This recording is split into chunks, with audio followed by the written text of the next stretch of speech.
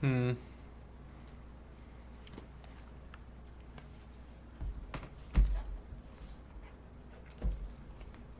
Axiomatic set theory.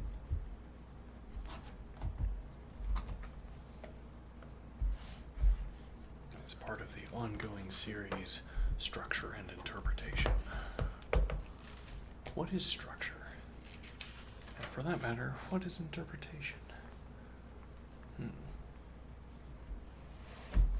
I don't know.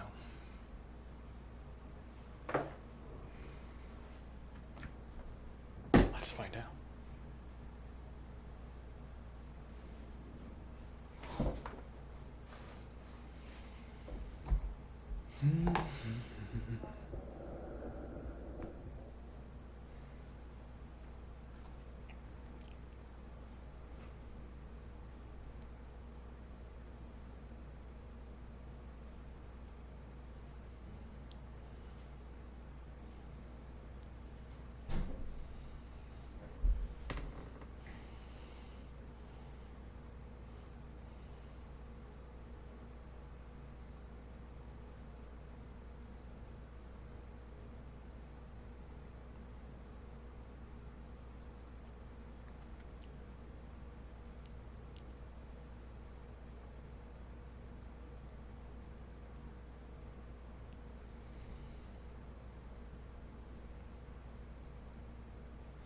So yesterday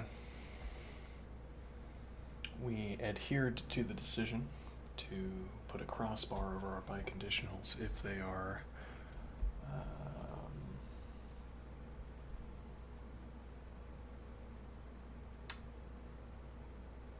if they're, well, I don't know, one way of saying it was if the biconditional was part of the expression.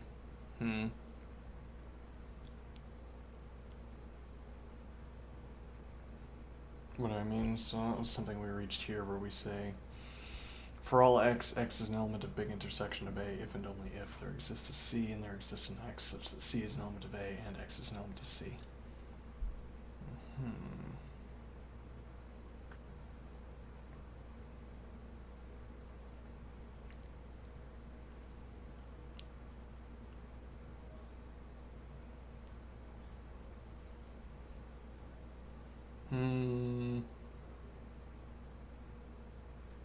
Is that valid though? Well, but the main point, the first observation here, that whatever is on the right-hand side of the biconditional expression is required to make sense of this expression. We're not, or to complete this initial expression, we're not saying for all x, x is an element of the big intersection of A. We're saying this condition obtains only if and only if this condition obtains. Both are required to complete the expression.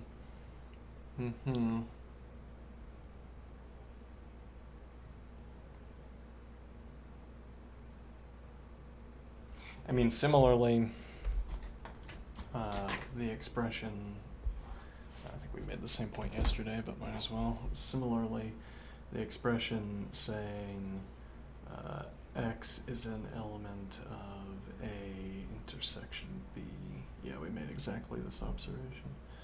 If and only if x is an element of A and x is an element of B.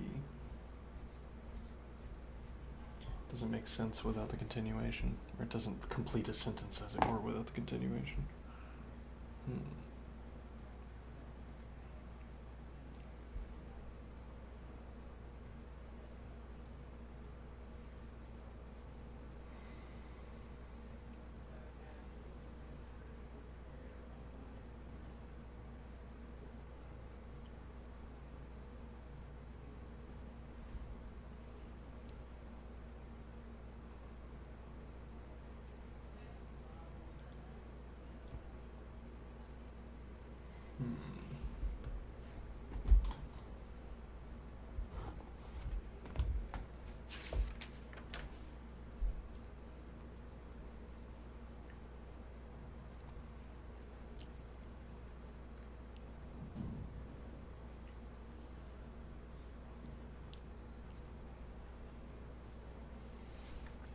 X is an element of the big intersection of A.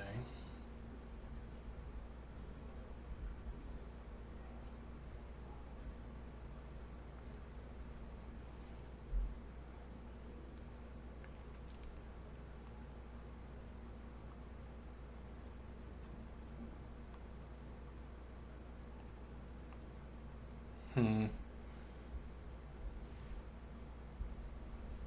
So we wanted to be able to say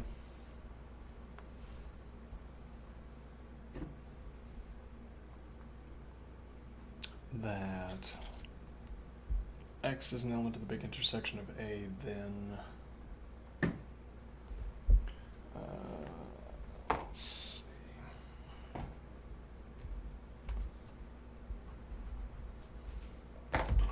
Actually, didn't we prove that explicitly before? Yes, theorem 67. X is an element of the big intersection of A if and only if, for all B is an element of A, then X is an element of B, and there exists a B such that B is an element of A. Okay, so I can step down. Actually, it doesn't require the step down. Huh.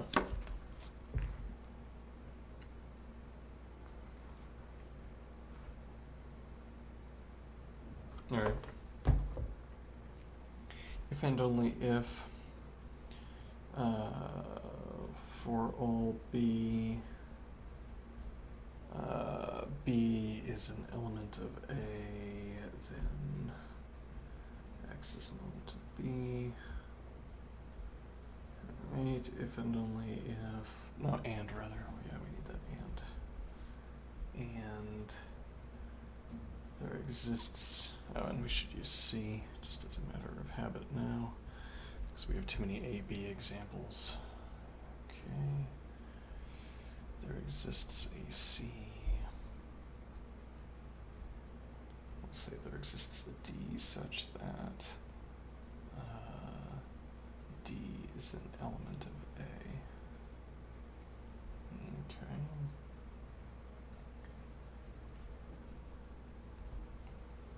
For all X, not for nothing. Right.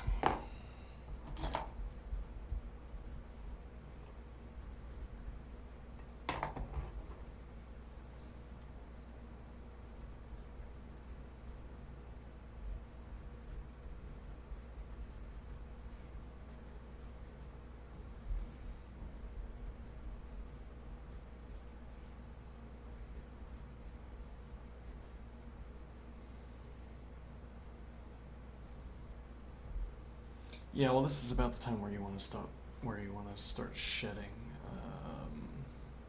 quantifiers, right?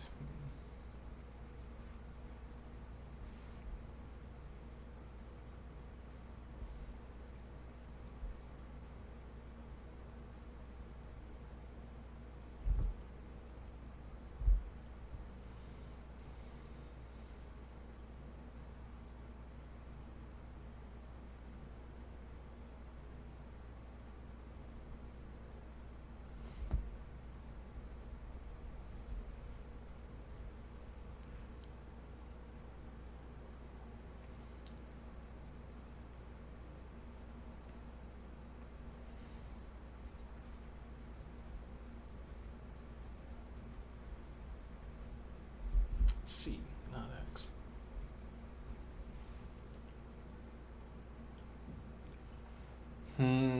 I don't want to get imprecise here, but this not C is an element of A.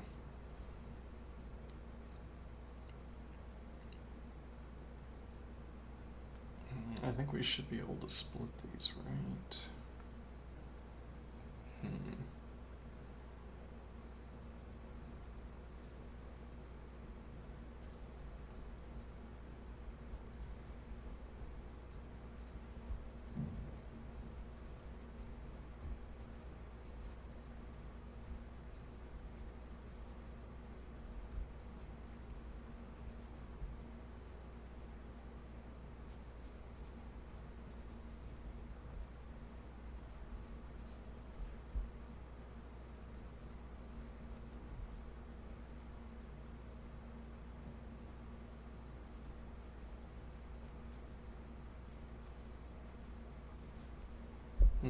Well, that got a little bit messy, I think, but so this is a contradiction.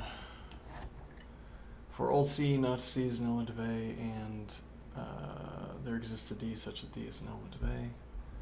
Contradiction. Okay. Which leaves this as a tautology. Okay.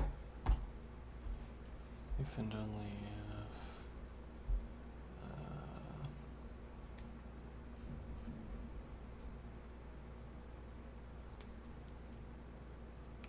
for all C there exists a D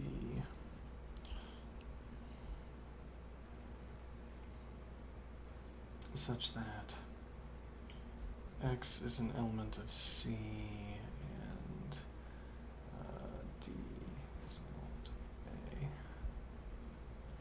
Okay.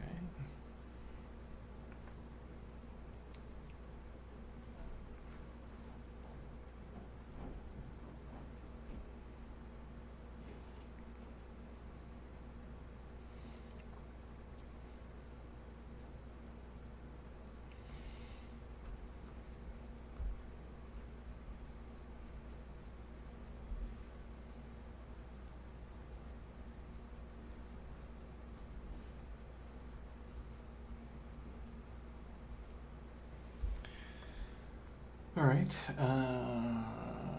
that's about where the proof should be terminating, right? Because we're trying to say that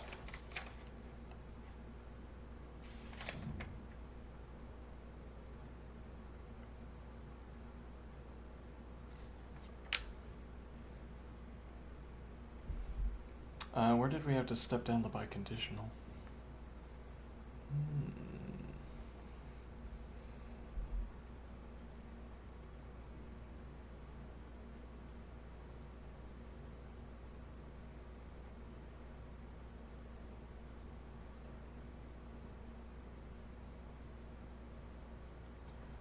I guess we'll see where the author does it.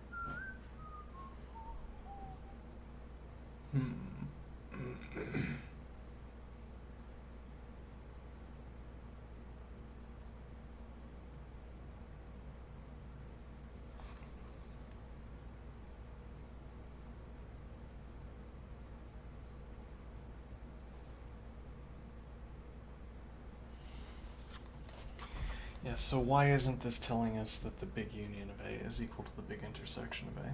It'd be bad if it did, yes, but why isn't it?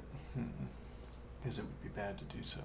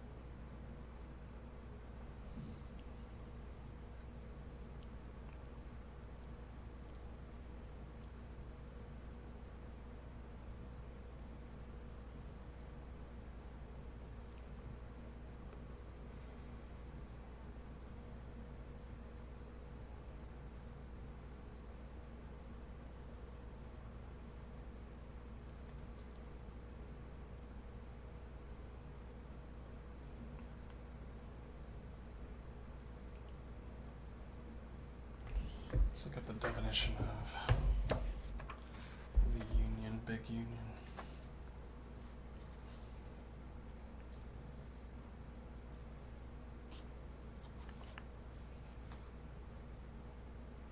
Yeah, there exists a B such that X is an element of B and B is an element of A, as expected.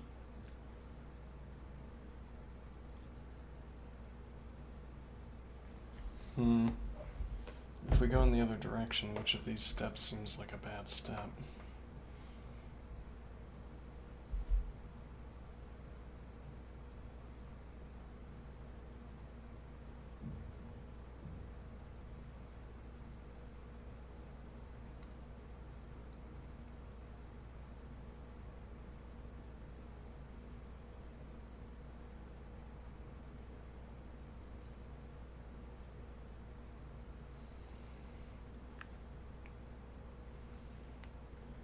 Hmm.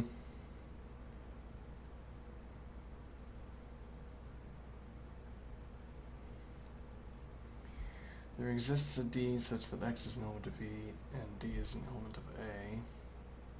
For all C, X is an element of C, so that would have to be it. Right, that's not if and only if.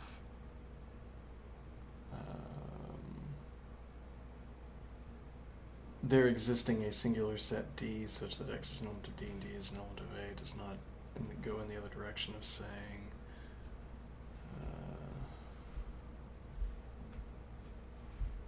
that for all C, X is an element of C.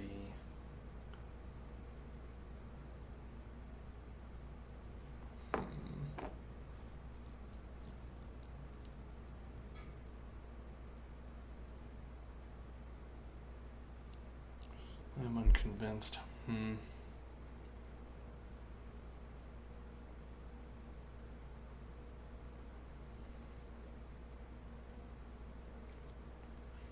It's also still unclear what this separated out expression is supposed to be doing.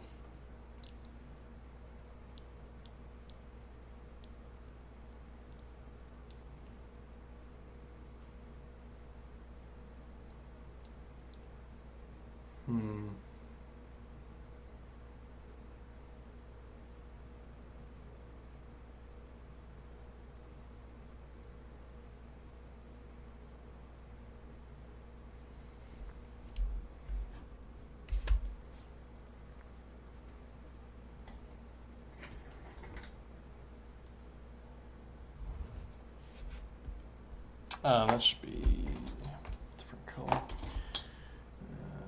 Let's see. Sure. Okay.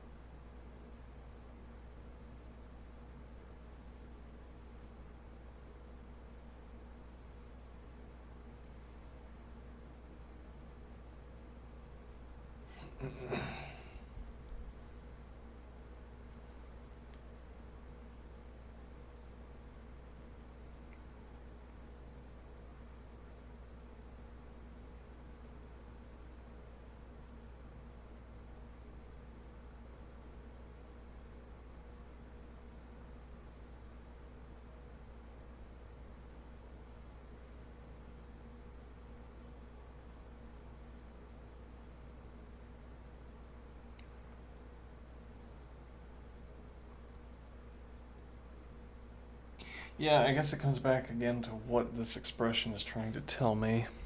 And that's not so clear, I think.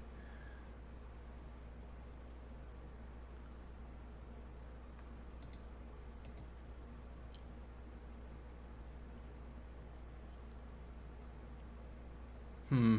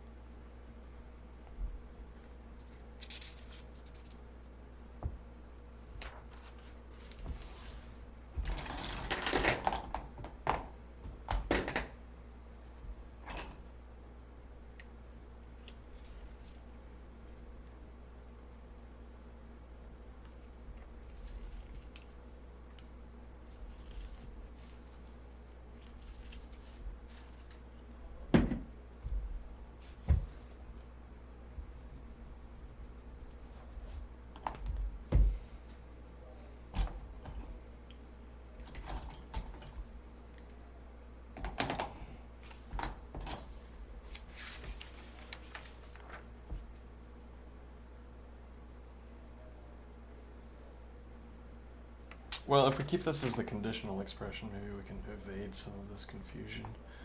For all C, C is an element of A, then X is an element of C, and there exists there exists a C such that C is an element of A.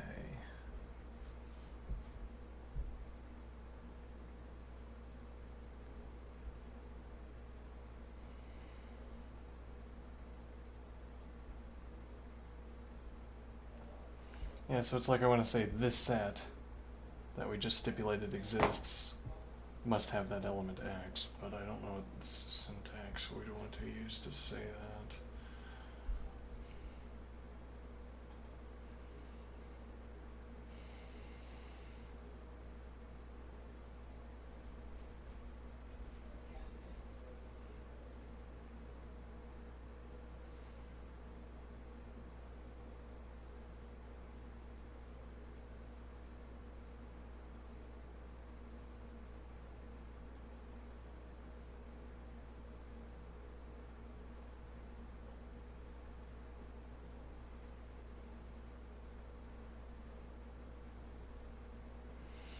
I guess what I want to do here is step down the conditional and say, clearly it is a truth of logic that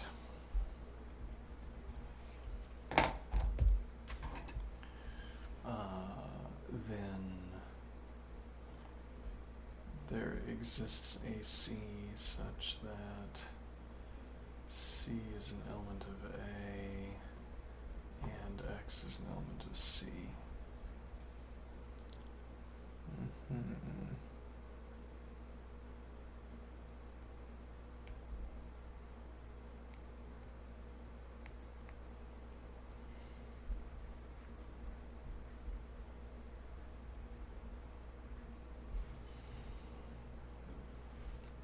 Sure. Okay.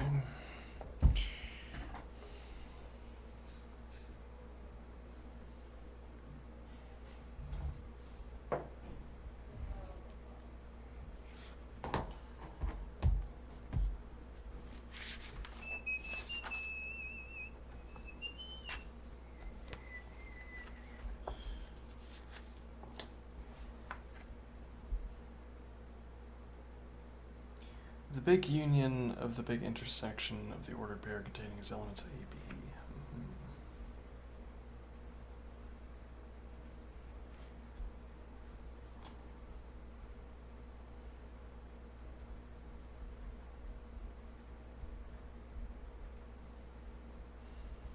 Is equal to A.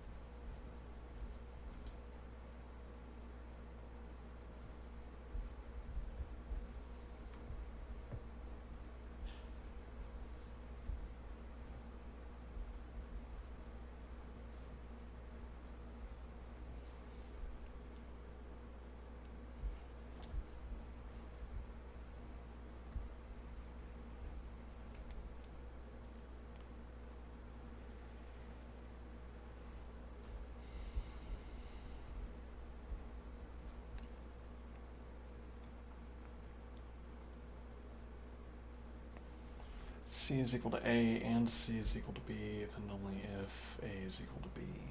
Okay.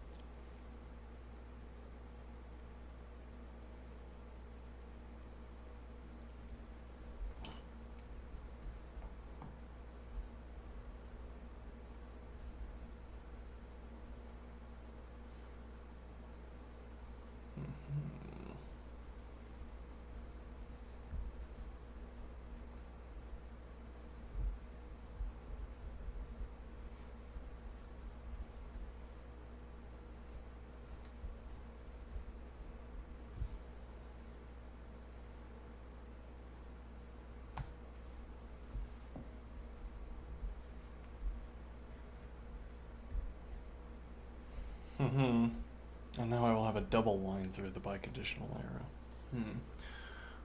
How intriguing. Yeah.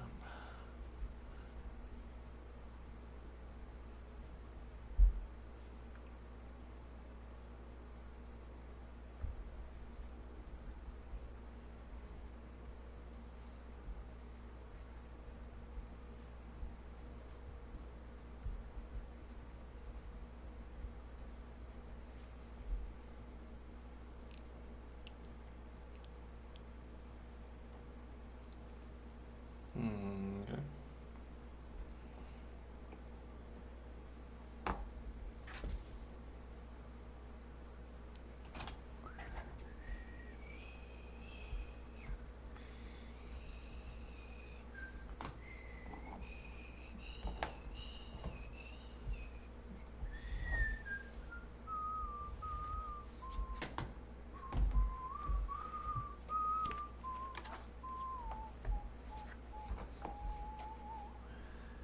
Theorem 81. Getting the paperwork done. Ooh, paperwork. Won't you spare me over for another year? Let's see, the big intersection of the big union of the ordered pair of AB is equal to A intersection B. Is it now? Is it? Can we prove it?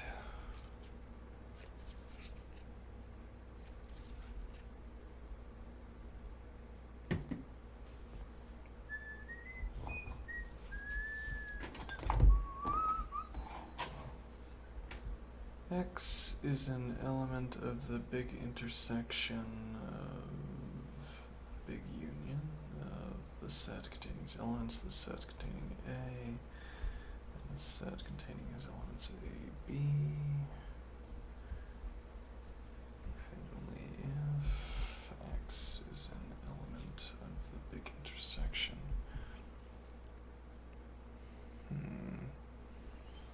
The set containing its elements C such that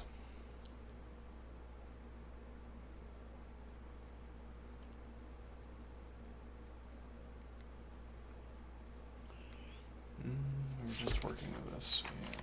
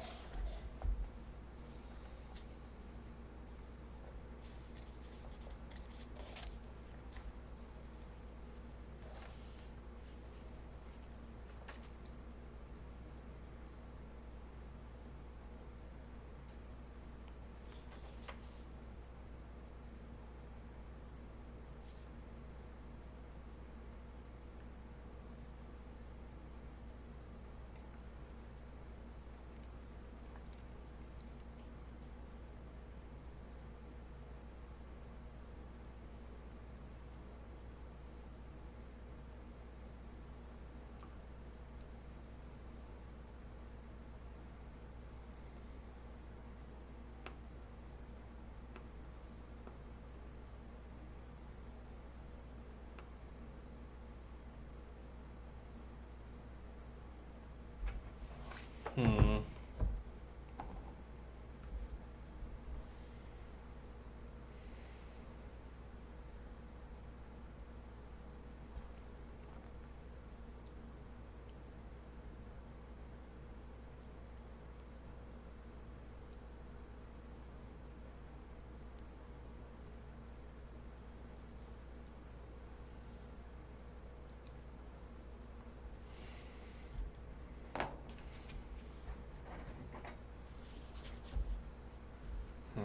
Not quite sure how this grammar is supposed to go. X is an element of the big intersection of the big union of the set containing its elements, the set containing A and the set containing A and B, if and only if there exists a C such that C is an element of.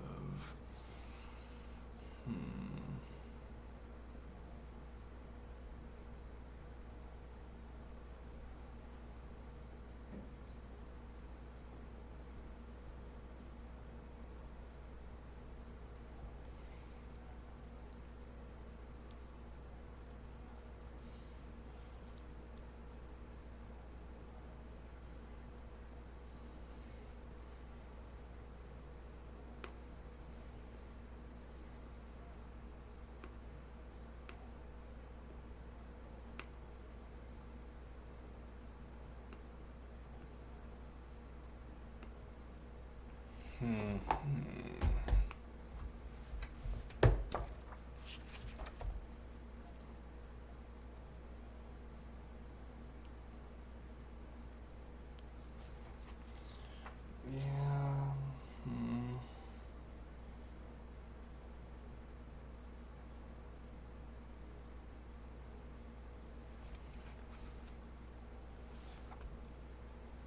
Let's put a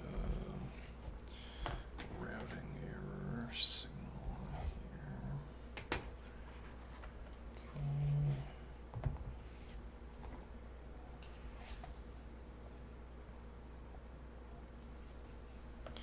The big union of the ordered pair A, B is equal to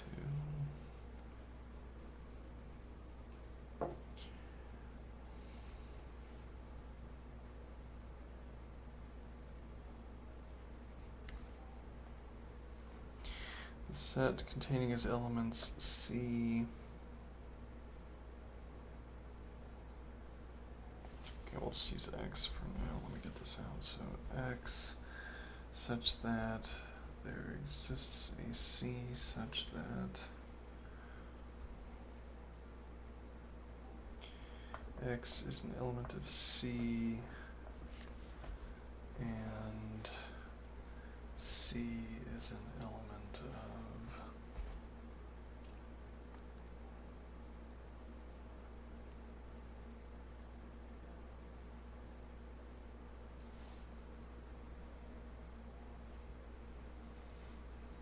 the ordered pair AB. Okay.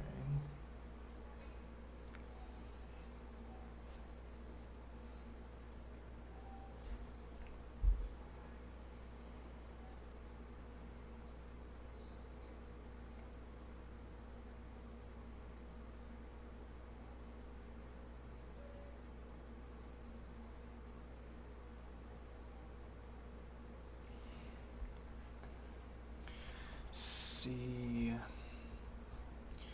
is an element of the ordered pair A, B, if and only if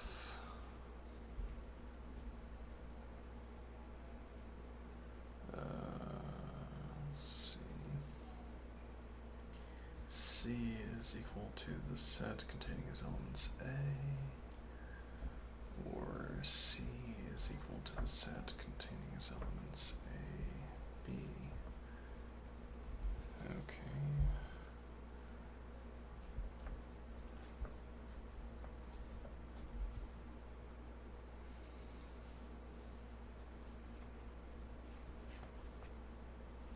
So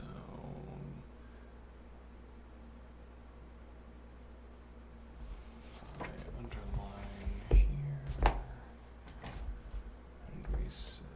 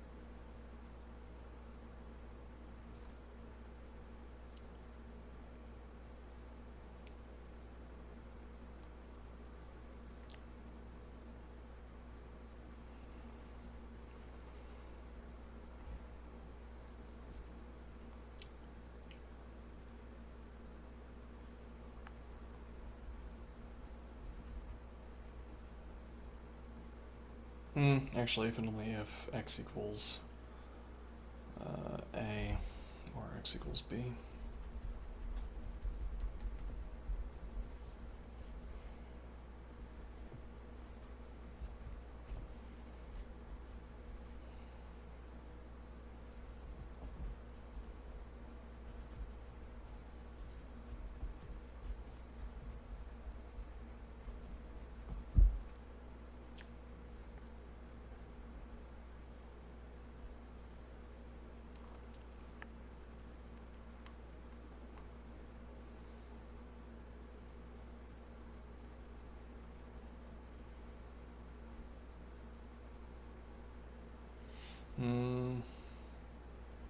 Well, actually, this would be x equals a or x equals a. Yeah, but whatever.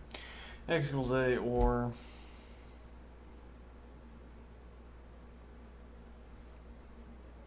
x equals a or x equals b, which is equal to the set containing its elements x such that x equals a or x equals b, which is equal to the set containing its elements a, b. Alright.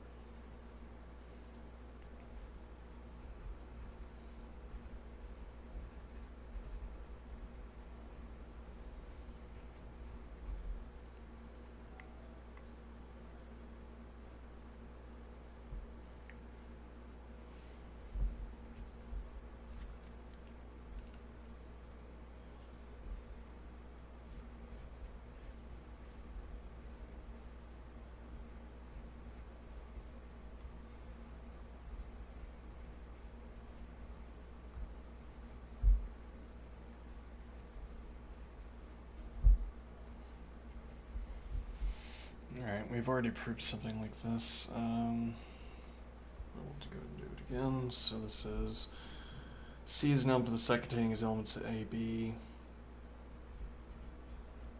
For all C, not C equals A or C equals B, or X is an element of C.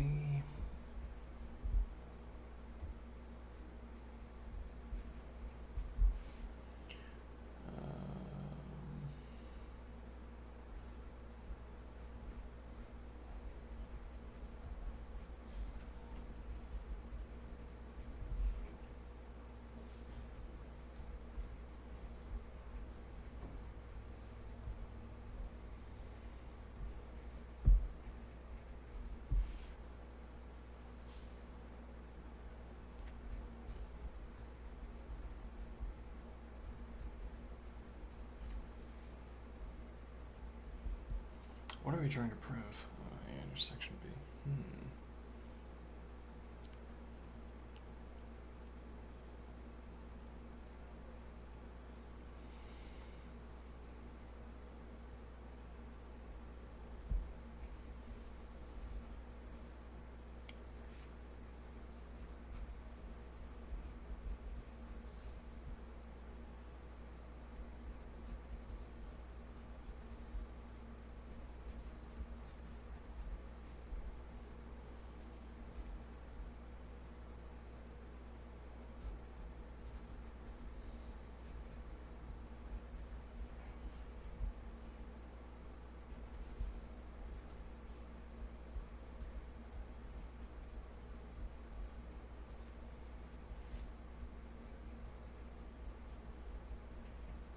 Hmm.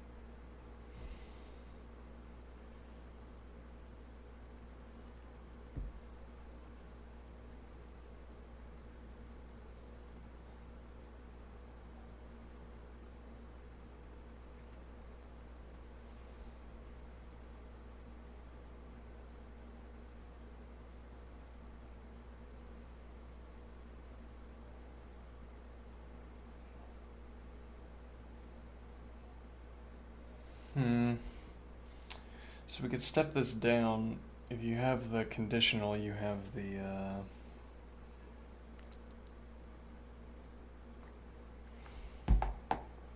no, I might be thinking in the wrong direction. If I have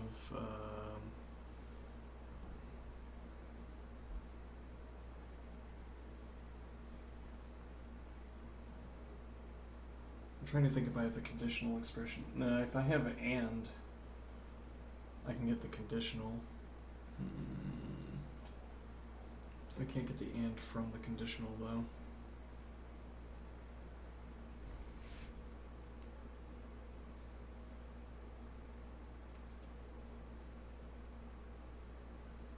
Hmm.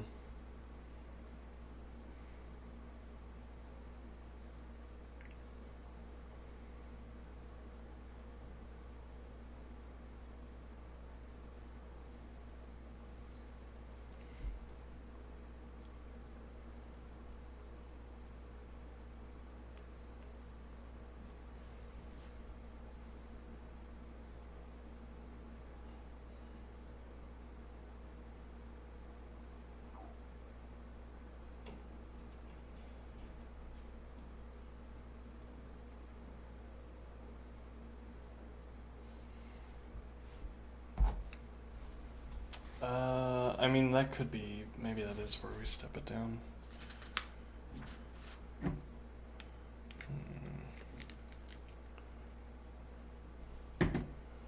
So if I say C equals A, then X is an element of C.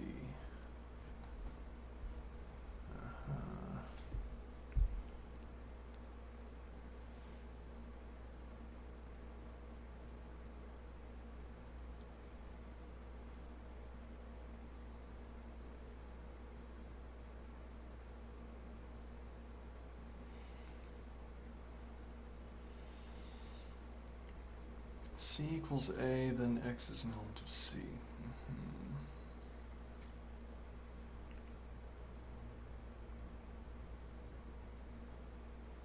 And this would be for all C, if that helps. C equals A, then X is an element of C. So presumably I'd want to be able to derive that X is an element of A from that.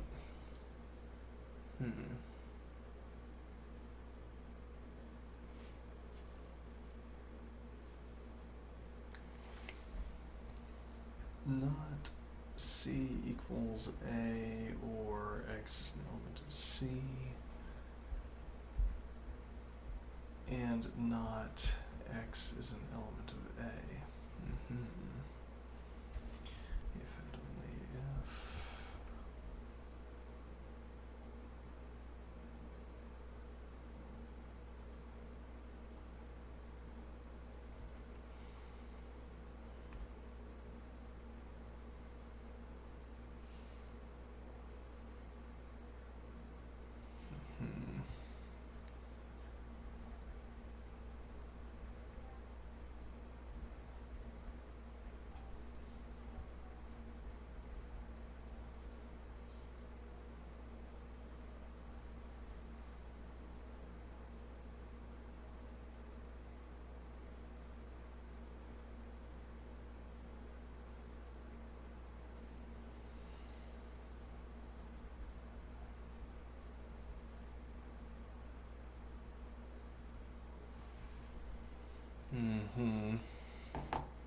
So along with the quantifier for all C, X is an element of C and not X is an element of A, that would be a contradiction.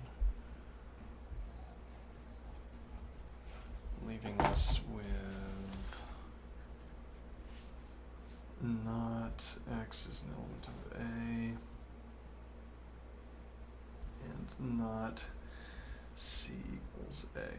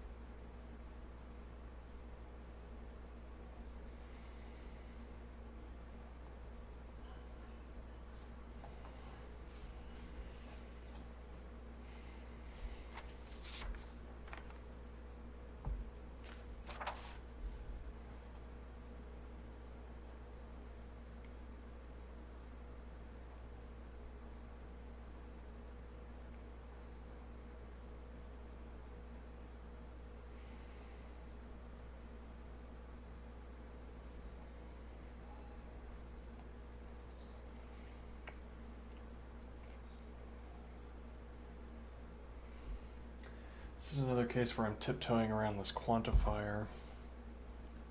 What do I mean?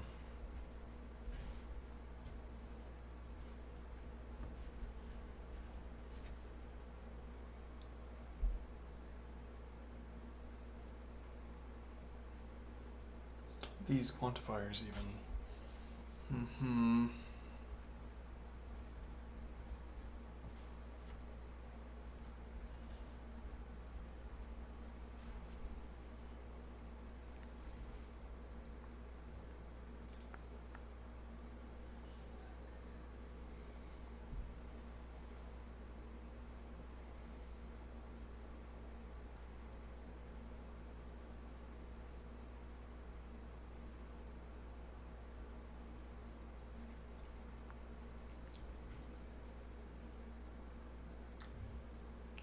For all C, not C is an element of A. I mean, that might also be a contradiction, in which case...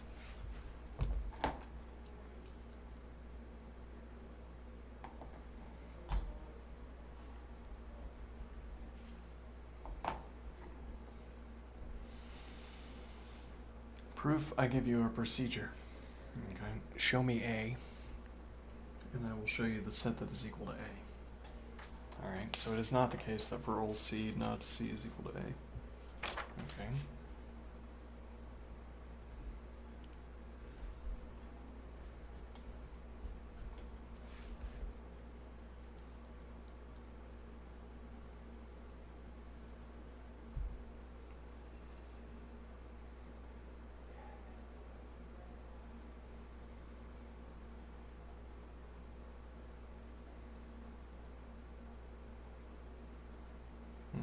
which tells us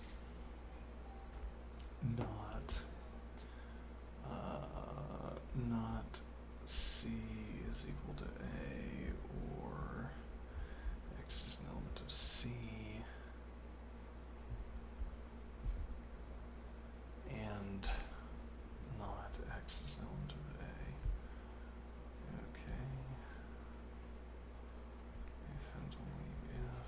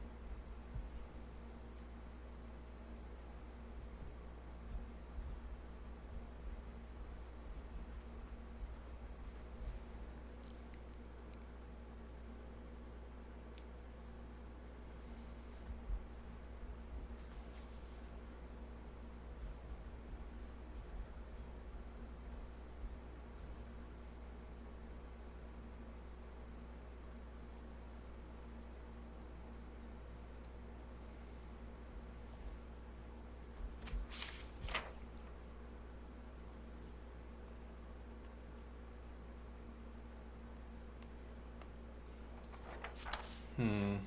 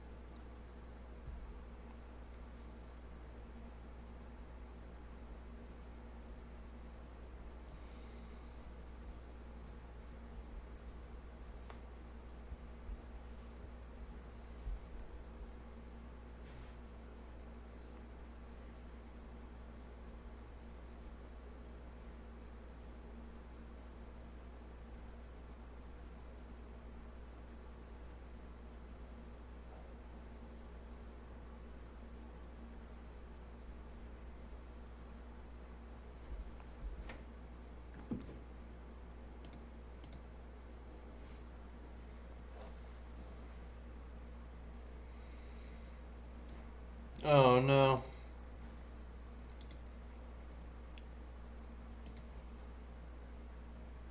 Also, I don't have a zoom. Oofta.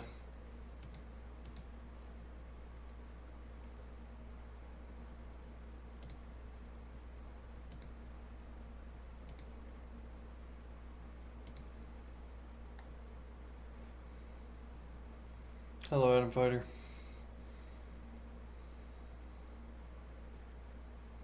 Only mentioned this in case I am not aware. Yeah, I wasn't. C equals A, then X and C and X and A. Yeah, that's pretty reasonable. Though I'm trying to figure out how exactly we get that. You're gone. Alright. Though, reasonable that you should be gone, given that my camera was upside down.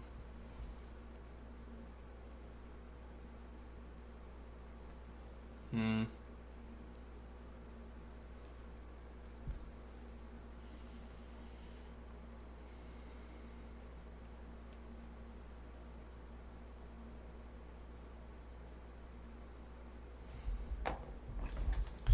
This would be a tautology.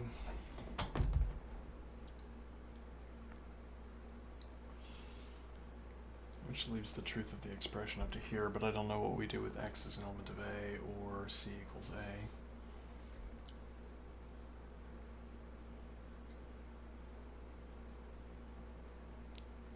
A. Hmm.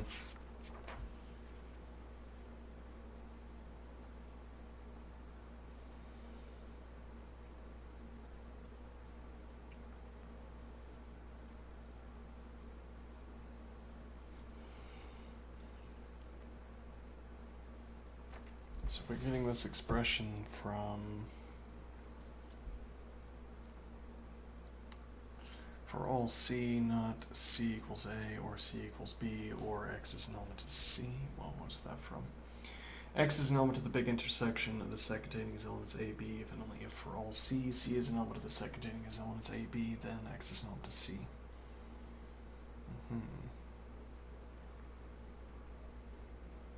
From which we get C is equal to A or C is equal to B. That's C is an element of.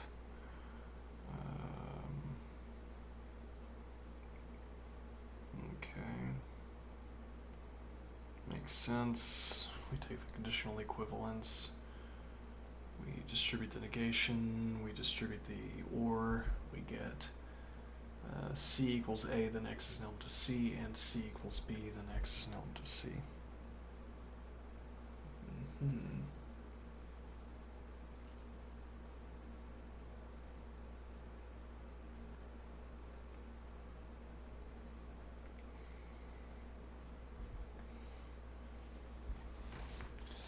I should take a different routing here.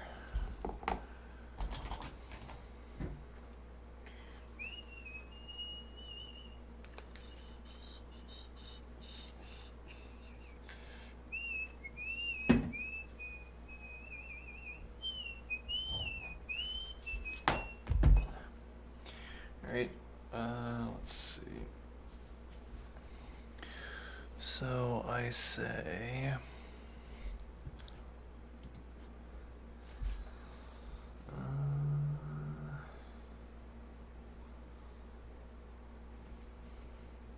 C is equal to A. Well, actually, we could do X is an element of C if and only if X is an element of A, then X is an element of C. But I think the alternative point would be to say that if C is equal to A, then this is the same thing as saying X is an element of A. But okay. If and only if. So we're going to say X is an element of C, then X is an element of A, and X is an element of A, then X is an element of C, then X is an element of C.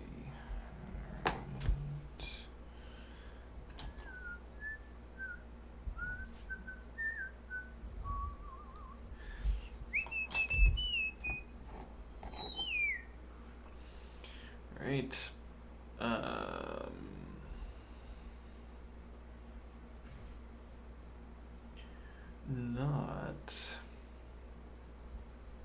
Not X is an element of C or X is an element of A, or not X is an element of A or X is an element of C, or X is an element of C. Sure.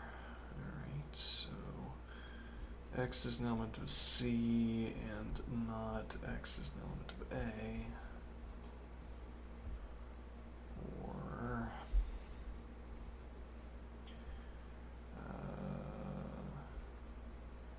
X is an element of A and not X is an element of C, or X is an element of C.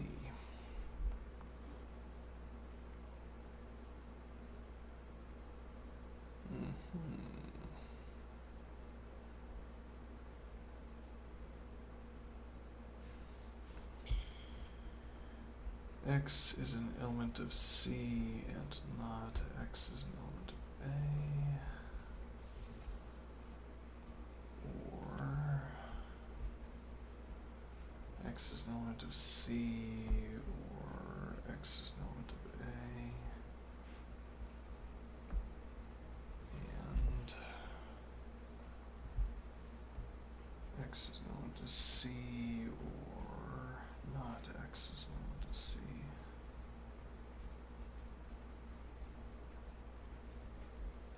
Alright, now that is a tautology. Okay. So this is if and only if X is an element of C and not X is an element of A, or X is an element of C or X is an element of A.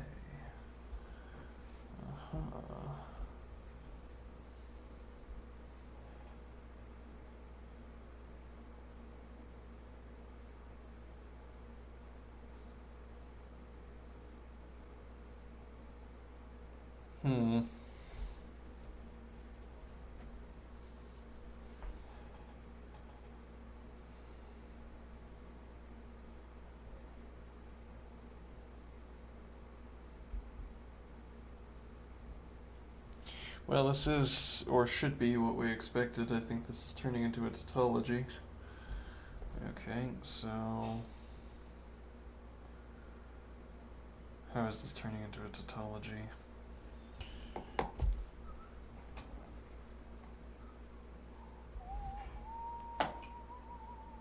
One way or the other, am I right? One way or the other, it is turning into a tautology. Right. So we're going to have X is an element of C, or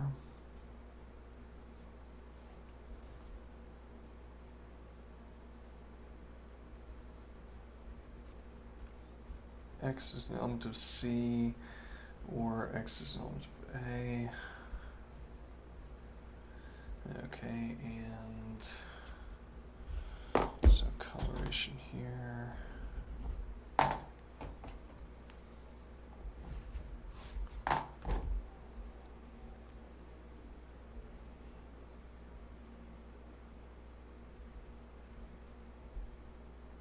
Not X is an element of A, or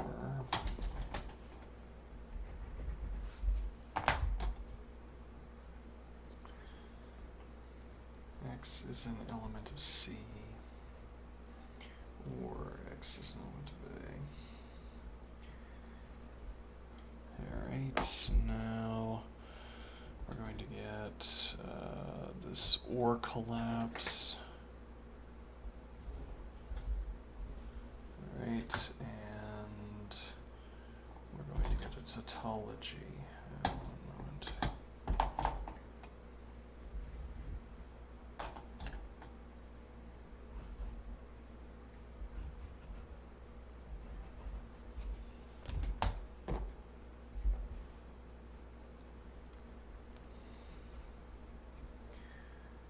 Right, which makes this whole expression a tautology.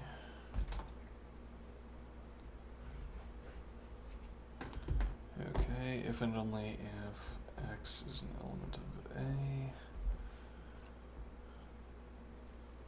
or X is an element of C. It does not turn into a tautology. This is handed on. Okay.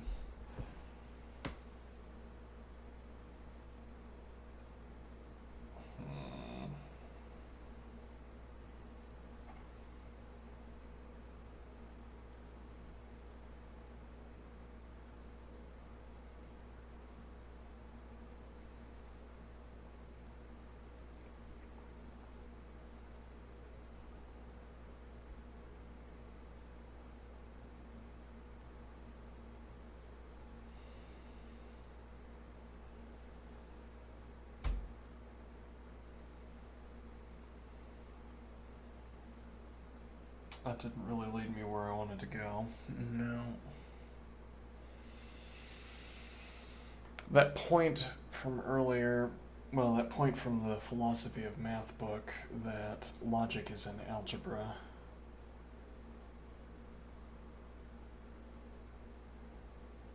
I imagine we'll make similar observations when we get to abstract algebra, but Well, actually, I don't know anything about abstract algebra, so maybe not. But so the interest that we're getting out of logic is that if we choose the algebra correctly, it maps in a way to our way of using. It maps to a way of using logic. It maps to a way of speaking.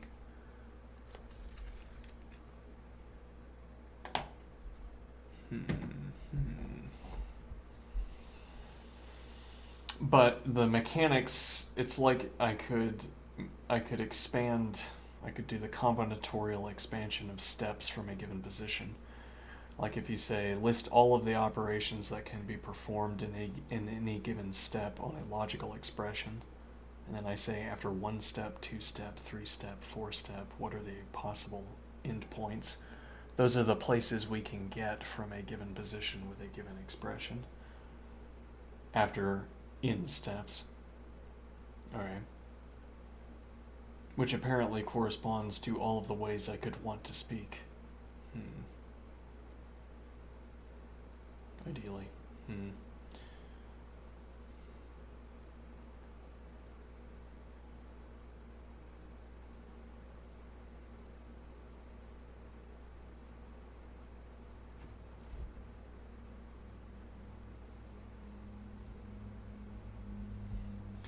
And yet in this case, I'm not sure that this has led us where we wanted to go. X is an element of A or X is an element of C.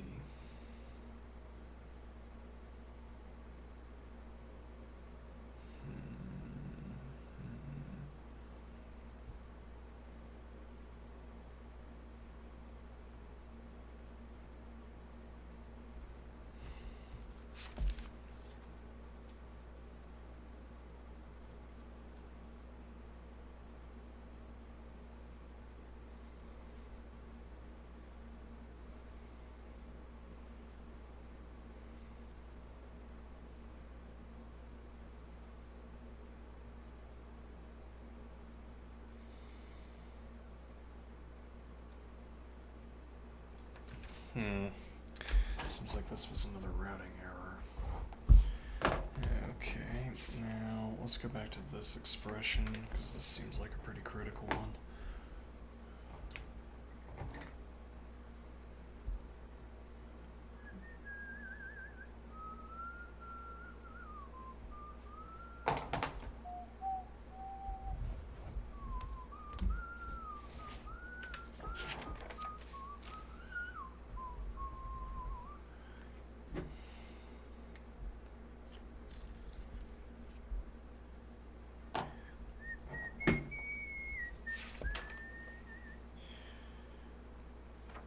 So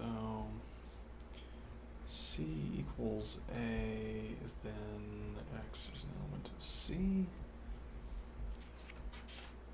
and C equals B, then X is an element of B. Okay.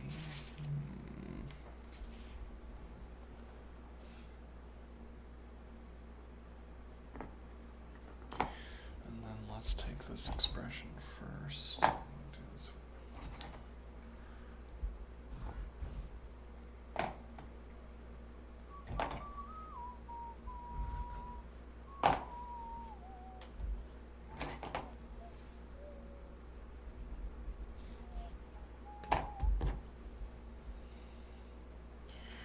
suppose C equals A. Alright. Granted. Okay.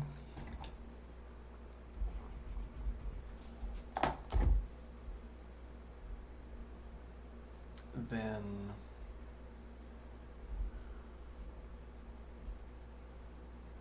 X is an element of C. Actually, this might be biconditional.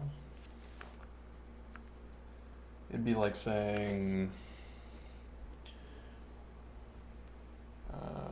C equals A, then X is an element of C, and C equals A.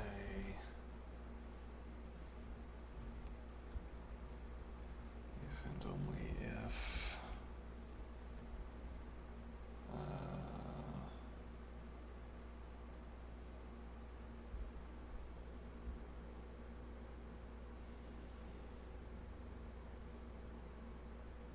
Yeah, but you can't start by saying.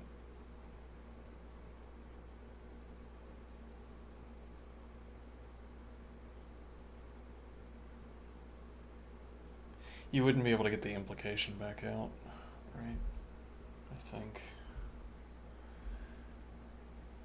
So we want to say x is an element of C and C is equal to A.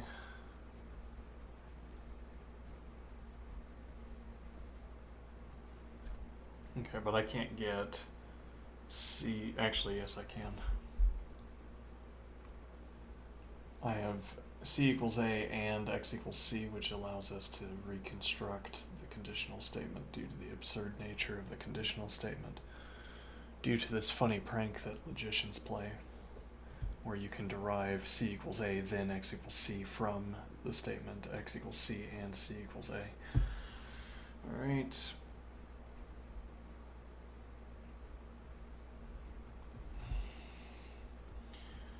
Only if X is an element of A. That's a funny joke by the logicians. It's a shortcut. They realized they couldn't prove some of the things they wanted to prove, so they gave themselves this strange equivalence. Okay. Now suppose C is not equal to A.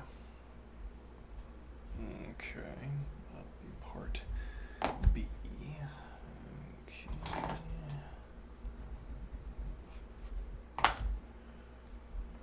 Let's see. Well, then we'll want to do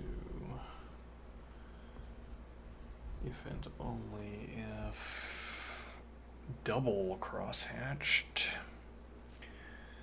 If and only if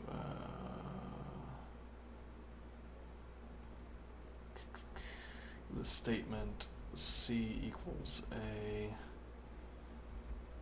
then X is an element of C rather. I want to use my new color ability here. If and only if this is a tautology.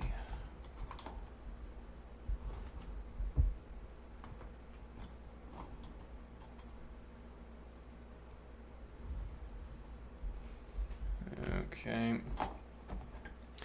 Because the antecedent would be false.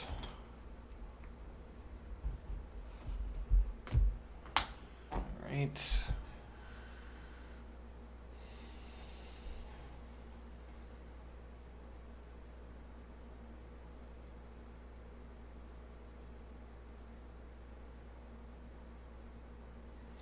Which would leave the indigo expression.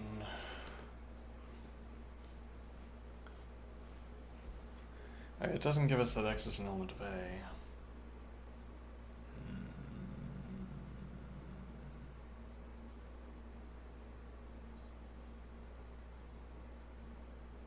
Yeah, I don't really know what it means to say that this statement is true. I don't get what the point is of saying that this statement is true. I mean, I get that sometimes I solve logic, or sometimes I establish a proof that requires saying this statement, but I don't really know what this say. I don't know what saying this. I don't know what is accomplished by saying that the statement is true outside of the pure mechanics of it. So, like, if we had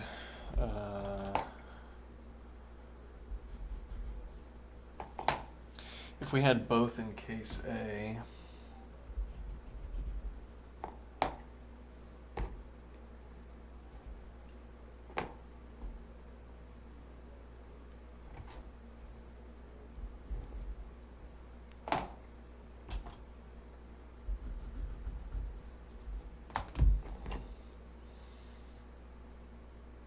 Whoops.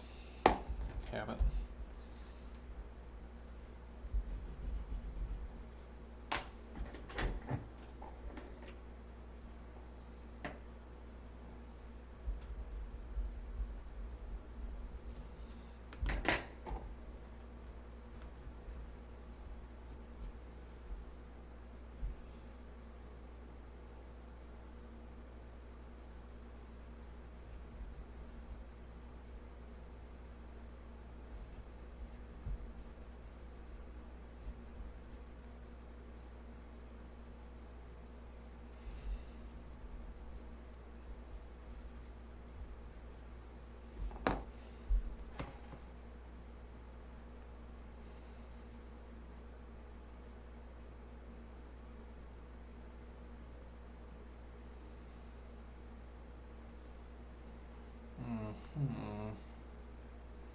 Do we want this double crosshatch? So bearing in mind that logic is in algebra, this is a symbol in our algebra, but what does it mean exactly?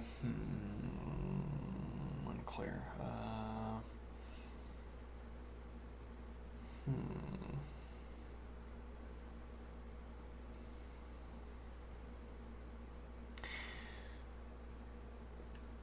No, I think this is supposed to be single crosshatch because this is just observing that there's a material like a mechanical relation between these two expressions. All right, so we could, if we get both of these case A's.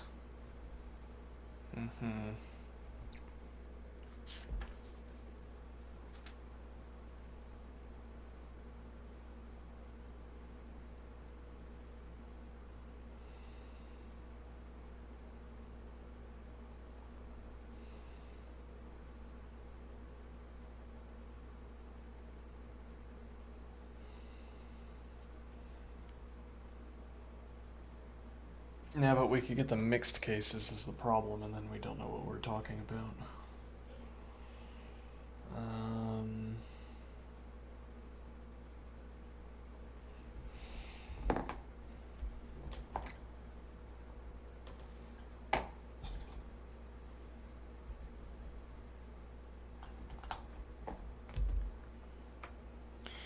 Well, so when we say C is not equal to A, what is that telling us?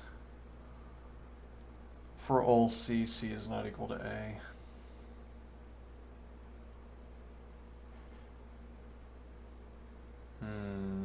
Not sure exactly what that means.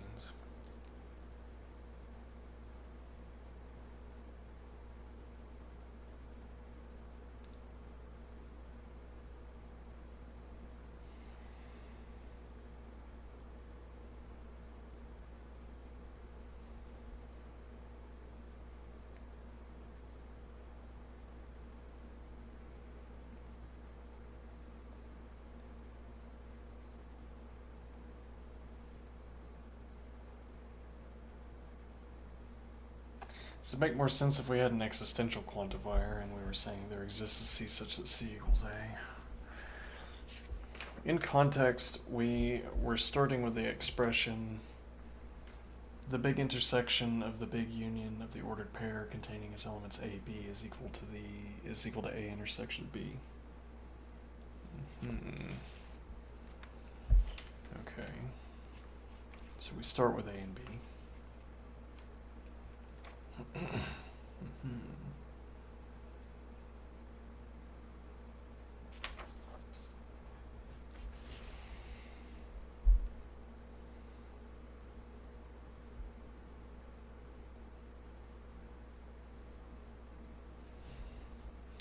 I could just note my confusion and move on. Interesting alternative.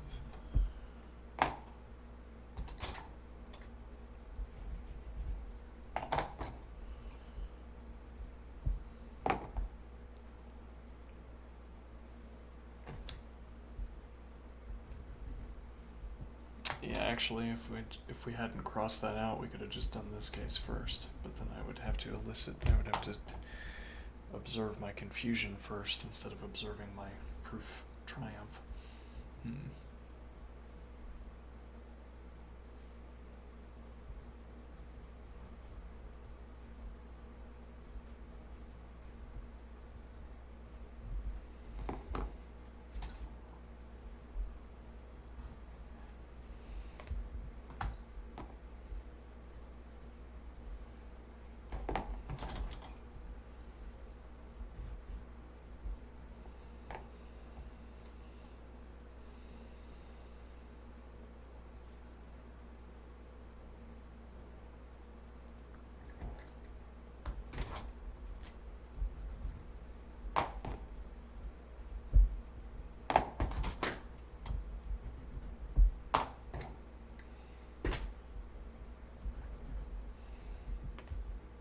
I didn't mean to do both.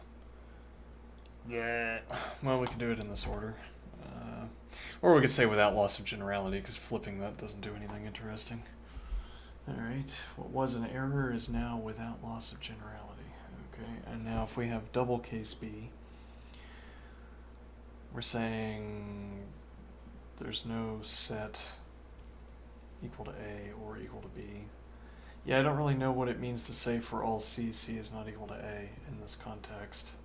There's this lingering bit of... I don't really know what that's saying, and I don't know how to answer. I don't know how to investigate. What time is it, by the way? Yeah, it's about time for calculus. Alright.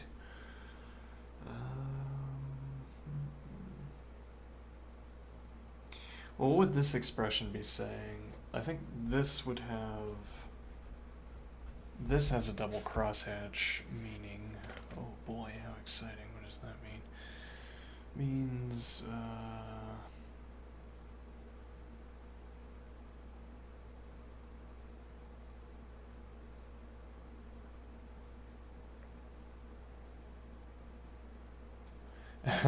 X is an element of the big intersection of the set containing its elements A, B.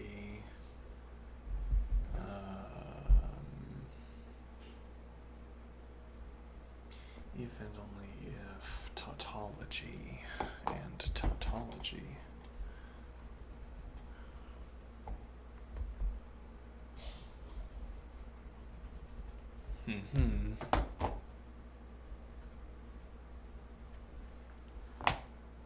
For all X, X is an element of A must be a true statement, in which case we have constructed the universe. This is a contradiction.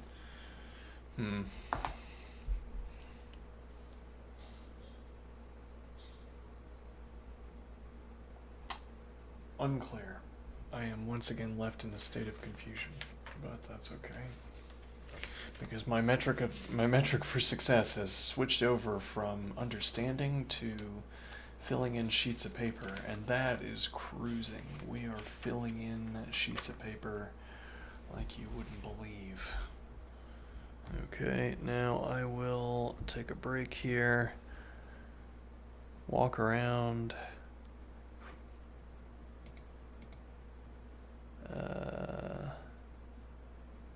etc.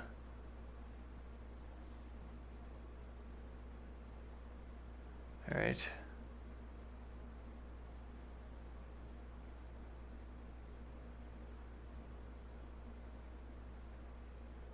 I'll be right back.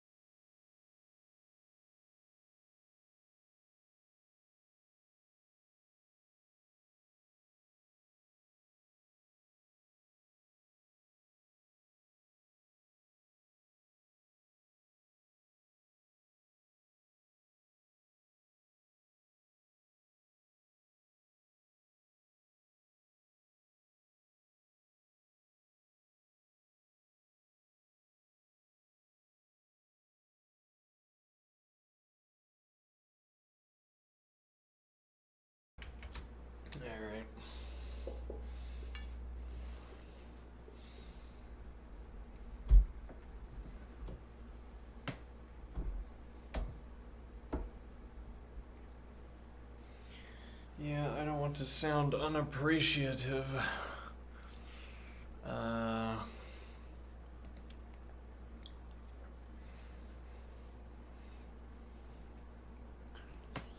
There are a lot of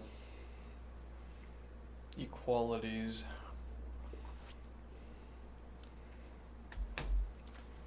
A lot of conditional expressions. Oh, we need stopwatch for a moment.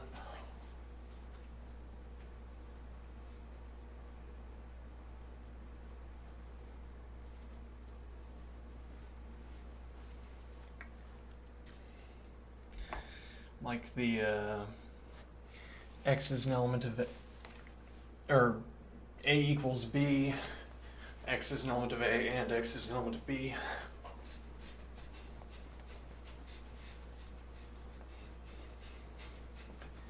But how do you get that? How do you derive it?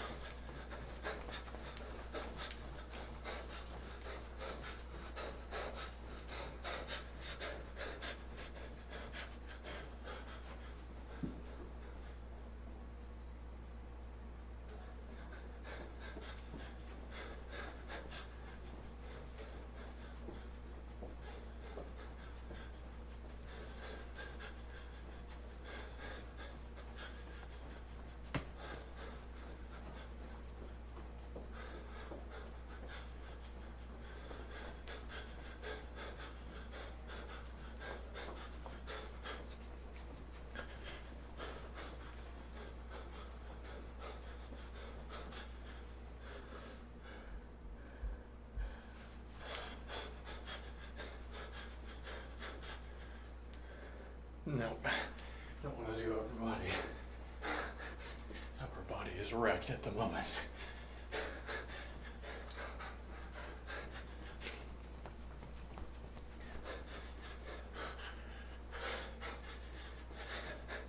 Seems like doing one set of push-ups a day has put me over some kind of edge on top of the warehouse Tai Chi.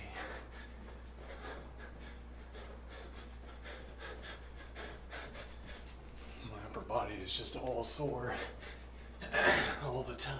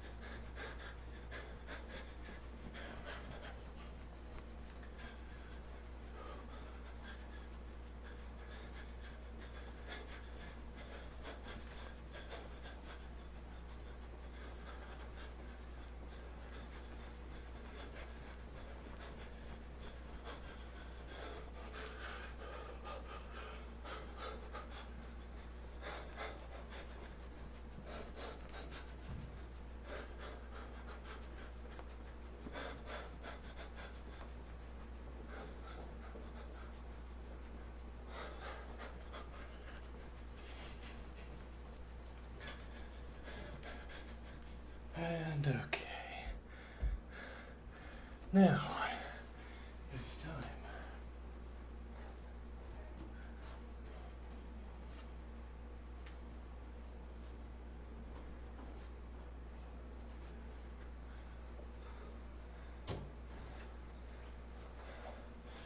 Oh, for calculus.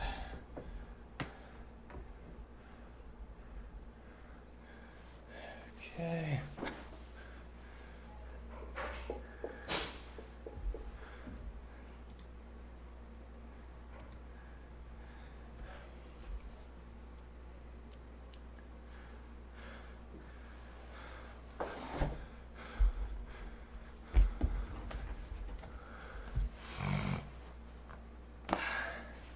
Now, ideally, when we get to algebra, real algebra as opposed to imaginary algebra, we will have a clear idea about symbol manipulation. And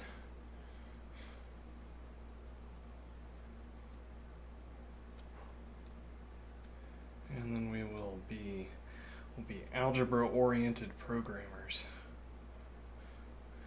I begin by constructing an algebra.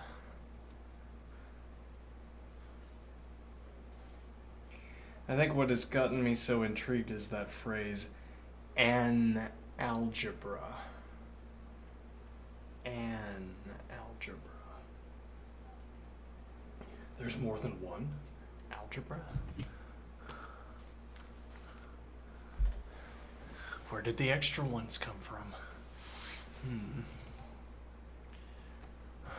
Let's see. One moment.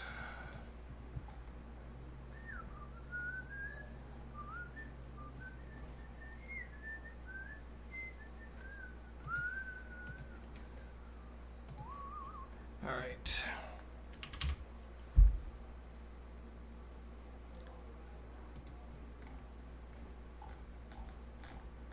So we were on a student project.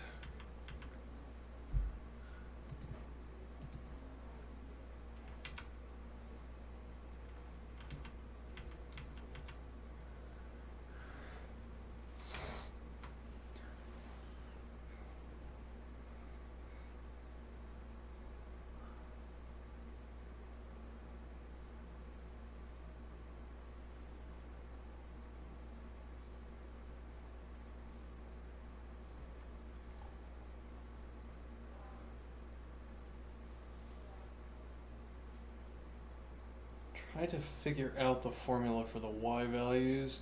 I'm not sure I understand what this is asking, actually.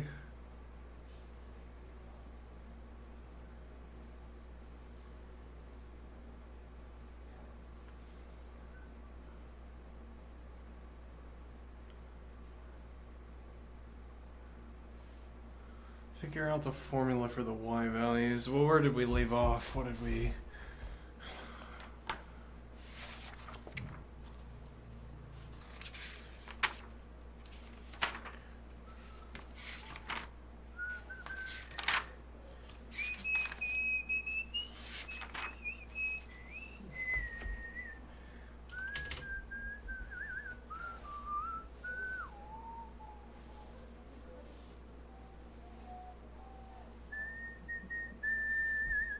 This is where we left off, okay. So this pattern of having BD, CC, DB, EA, etc. was a function of symmetry. It's merely making the point that if you look at the point, if you look at the sine and the cosine values associated with a pi-4th position,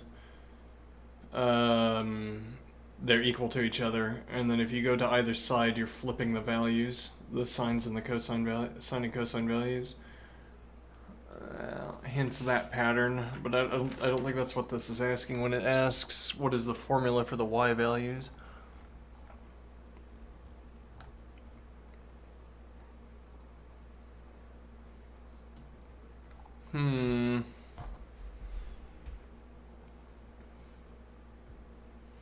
Well, we didn't combine any of these values. And if we did that, what would we find?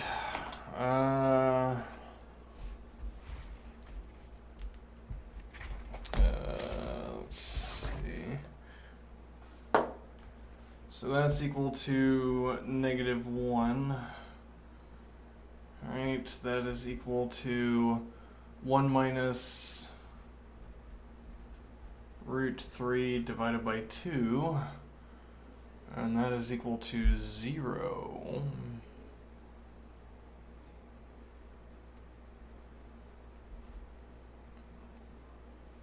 Okay. Is equal to √3 minus 1 divided by 2 is equal to 1 is equal to root 3 plus 1 divided by 2 is equal to root 2 is equal to 1 plus root 3 divided by 2.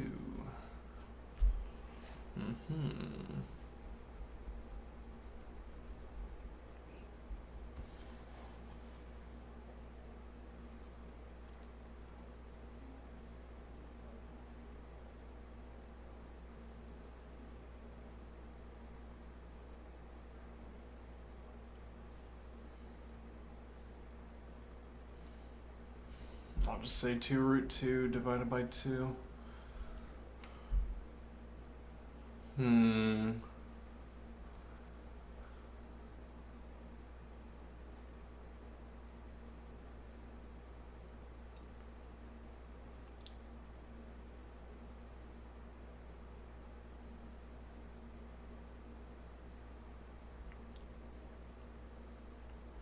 All right, well, we can try out what we've learned about the plotting software with Racket. If we want to try... If we want to try to figure out what this supposed formula is.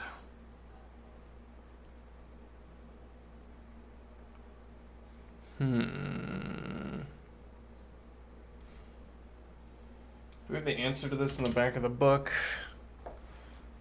Out of curiosity.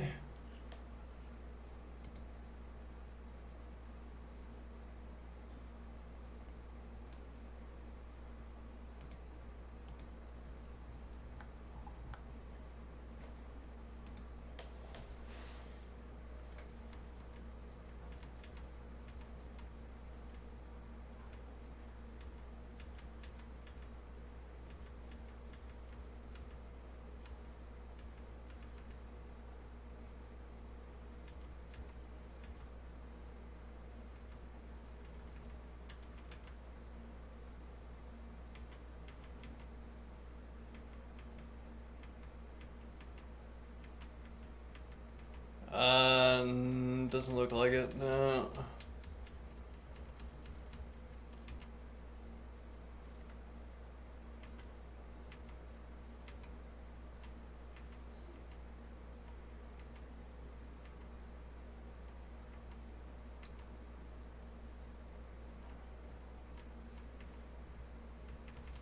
Hold on, let's go to after review exercises. Nope.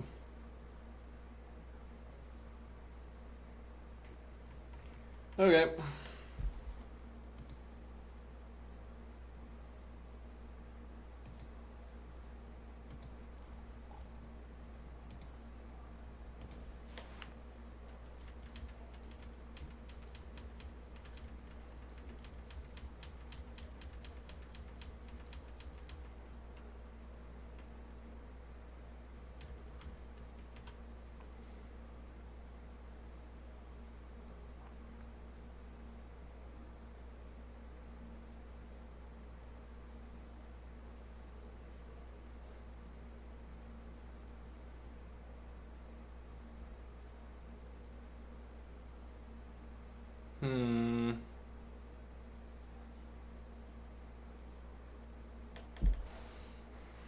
Well, we could ask more directly, what is the graph?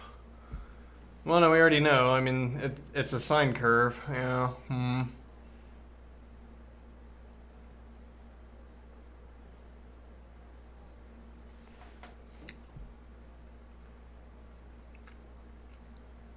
But it's shifted, though. Huh.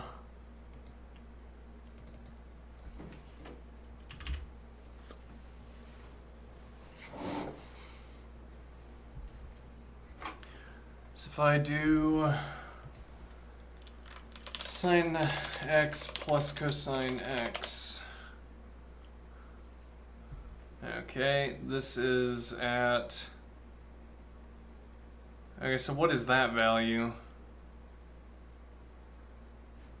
3 to the 0.5. No.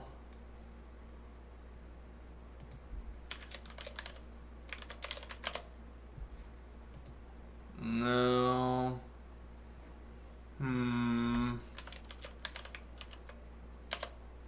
No, not that either. Huh.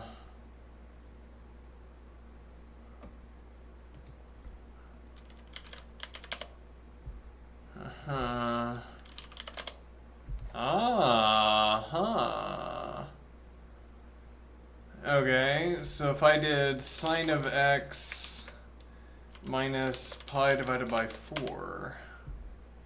No, rather, if I did sine of x plus pi divided by 4.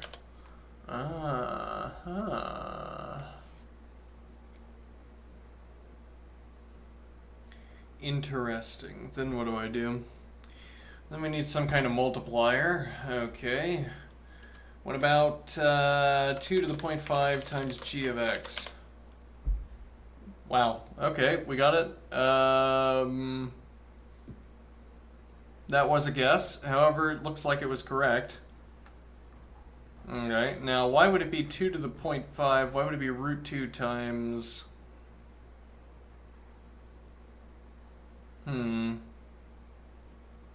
Sine of x plus pi divided by 4.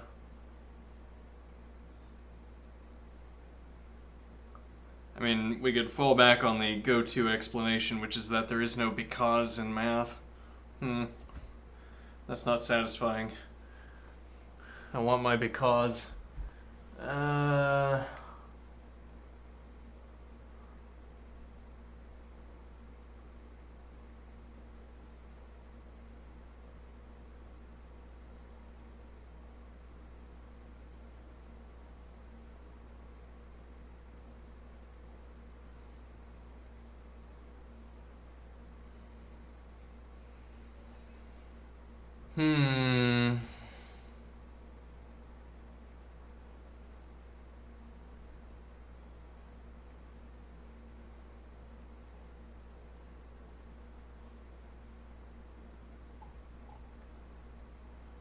That's interesting.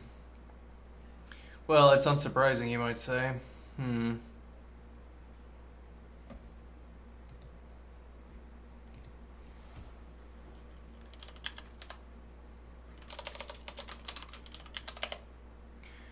well actually now that makes sense. It makes sense that the peak would be at...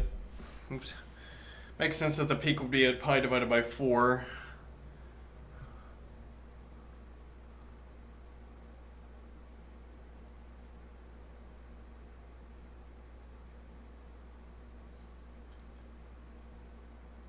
Why does that make sense?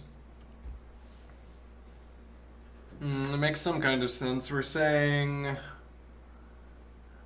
Well, that's where both are equal to root 2 divided by 2.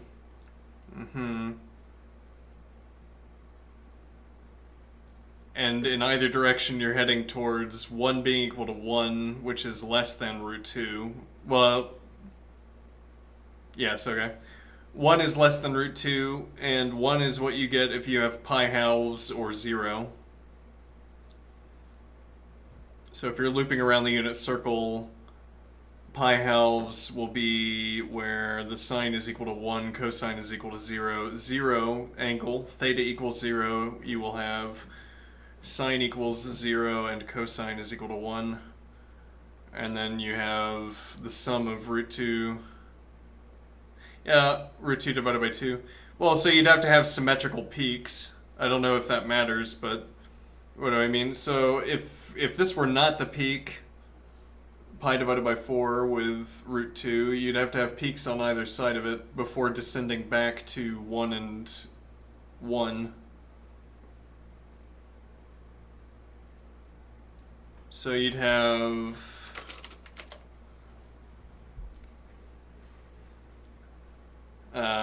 the curve would have to go up and then back down.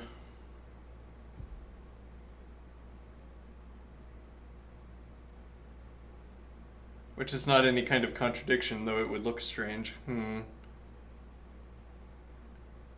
Okay.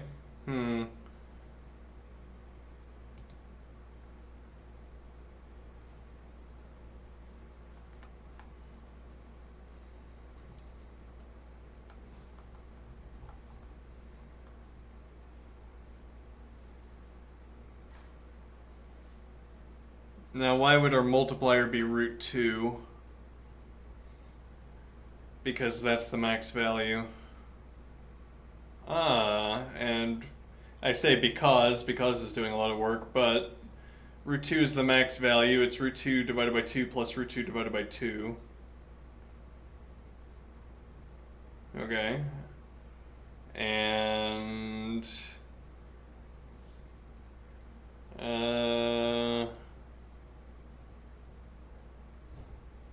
well, so if that's the max value, that has to be the amplitude of our sine curve here. But I feel like we're sort of, this is really ad hoc reasoning. Maybe.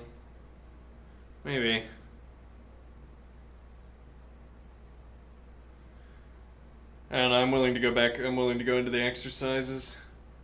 Formula for the x values.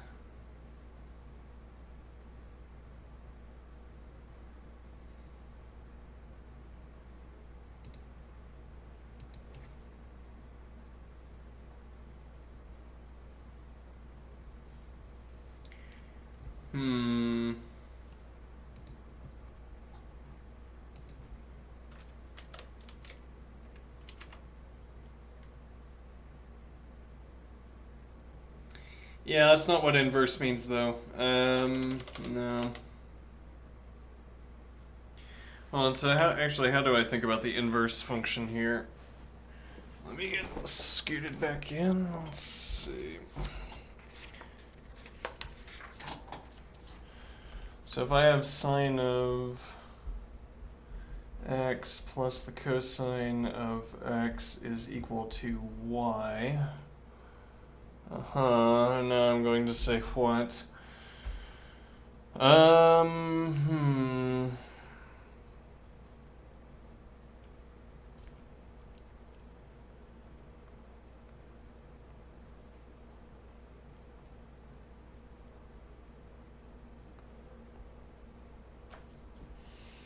Well, actually, so the sine of x is equal to the cosine of x plus something. I will use a graph to jog my memory.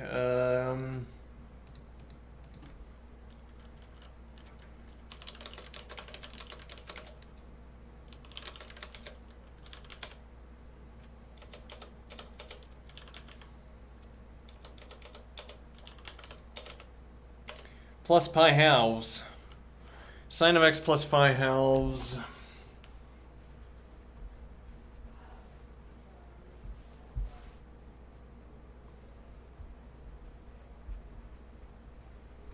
Is equal to the cosine of x. Is that useful to note, though?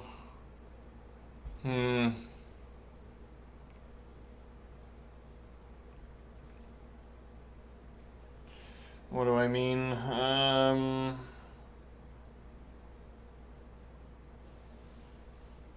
Or I could say cosine of x minus...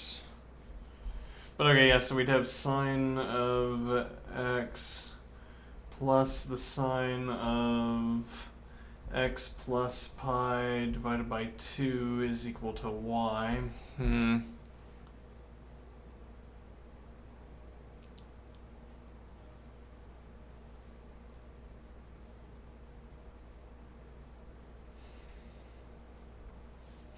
Actually, so there's a point here that if x is equal to pi halves,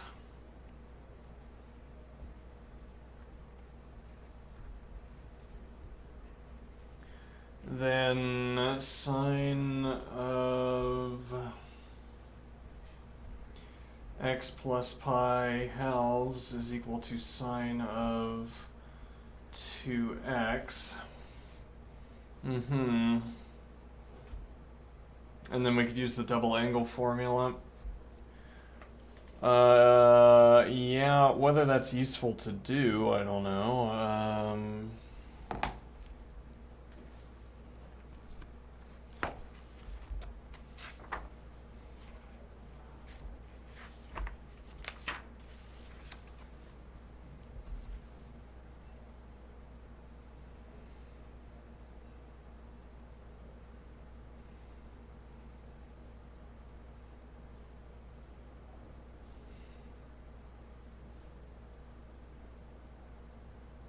Looks like we would have needed to have gone in the other direction. So if I do cosine of x minus pi divided by 2. Yeah, so let's call this a routing error. Rather, what we want to say is that the sine of x is equal to the cosine of x minus pi divided by 2. And now actually, if x is equal to pi divided by 2, then sine of x is equal to cosine of 0, which is equal to 1.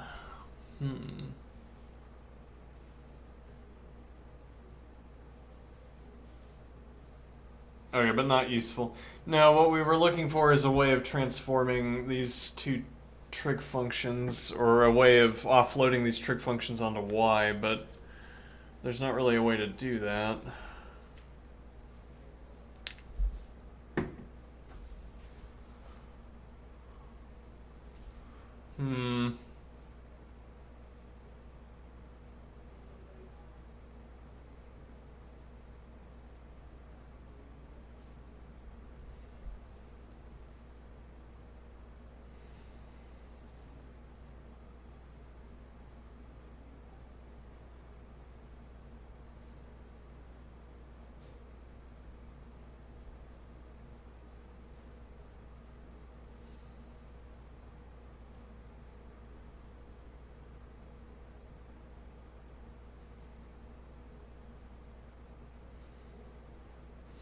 Well, so if we're saying the cosine of x plus the cosine of x minus pi divided by 2,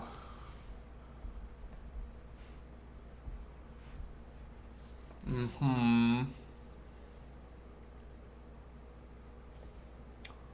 mean, there's an answer to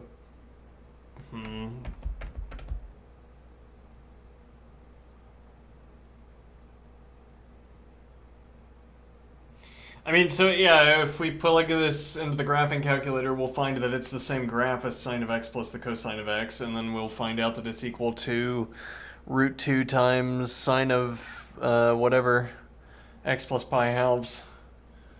But that's not going to tell us how you are supposed to derive that. Wait, is there might be... Let's see.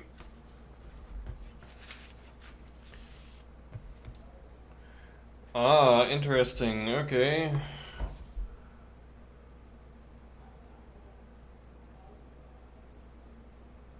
Indeed, there is such a formula. Okay, and what is that formula? So the cosine of x plus the...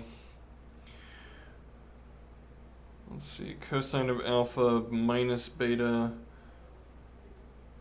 cosine of x times the cosine of pi halves minus the sine of x times the sine of pi halves.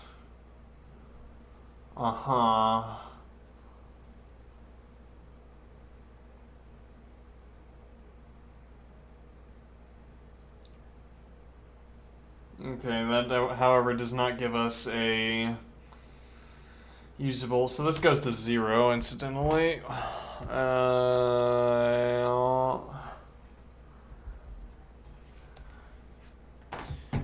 That seems like a reasonable usage of that color for... Reasonable analogy for that color. This goes to 0. Cosine of x minus sine of x times the sine of pi halves, which is 1. Okay, which has interestingly told us that the sine of x plus the cosine of x is equal to the sine of x minus... No, rather. Cosine of x plus sine of x is equal to cosine of x minus the sine of x. Doesn't Unfortunately, not so useful. Okay, so if I say sine of x plus the sine of x plus pi halves is equal to sine of x times the cosine of pi halves, okay, plus the sine of pi halves times the cosine of x plus the sine of x. Okay, now as it turns out, that is going to be equal to 0, so that goes to 0. So sine of pi halves is 1. We will have the cosine of x plus the sine of x. Will you look at that? All right. Useless. Let's see. Hmm.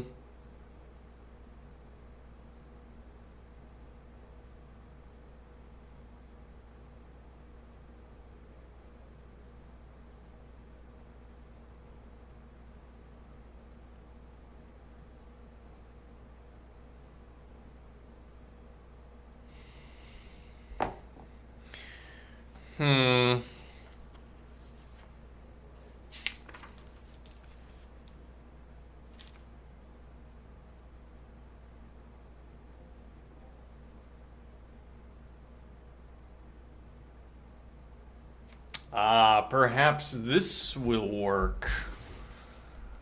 Sine of alpha plus the sine of beta is equal to 2 times the sine of alpha plus beta divided by 2 times the cosine of alpha minus beta divided by 2. If you say so, okay. Nope. Oh, that fell on my keyboard. What happened? Did my computer explode? Is the electricity grid okay?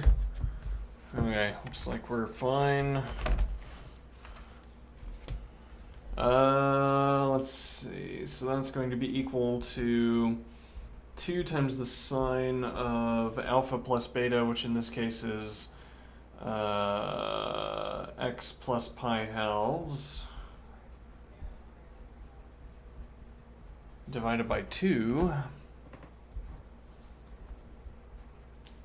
Okay. Times the cosine of x minus pi halves divided by 2.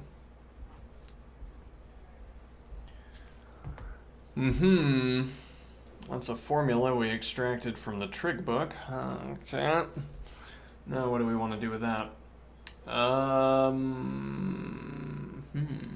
we need to use the half-angle formula. All right. Oh, plus the sine of x. Yes.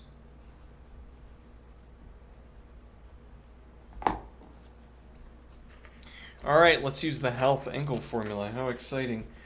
Sine of theta divided by 2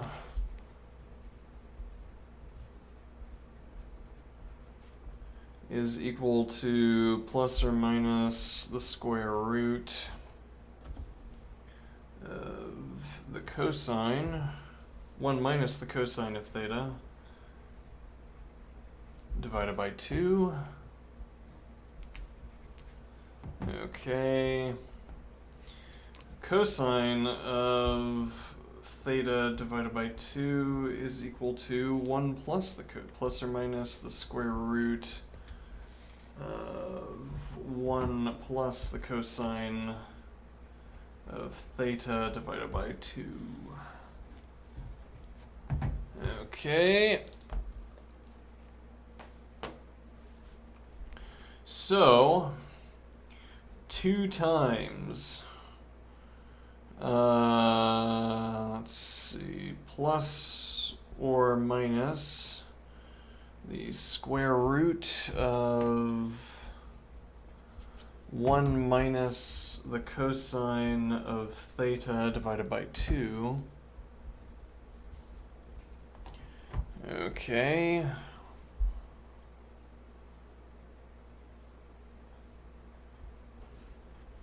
Times plus or minus the square root of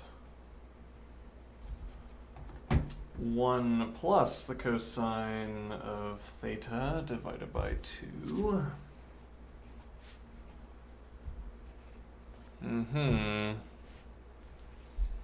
what are we going to do with these plus minuses? I have no idea how to think about what these plus minuses are supposed to be.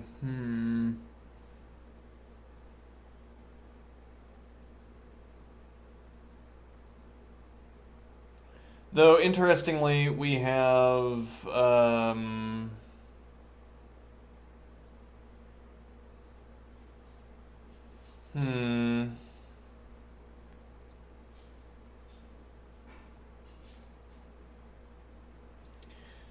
me see here. So we can multiply this 2 in.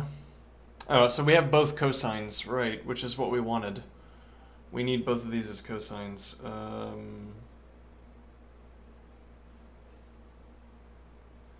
So we need to do a little bit of solving. If I have, let me confirm this, if I have root 2 times root 1/2,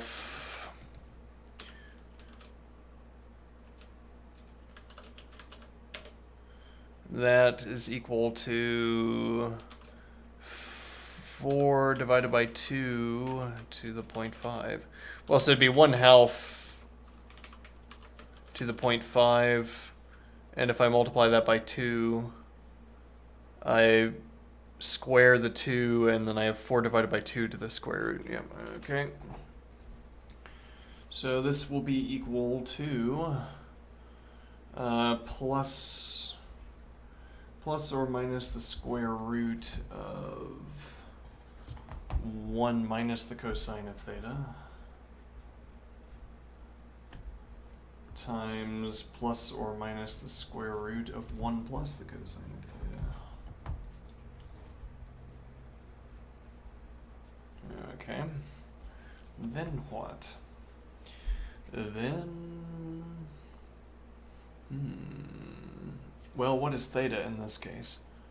That would be...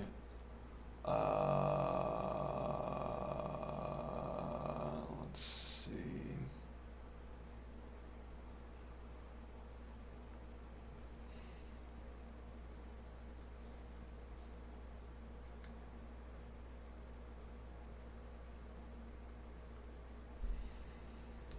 Right, that would be x plus pi divided by 2. Actually,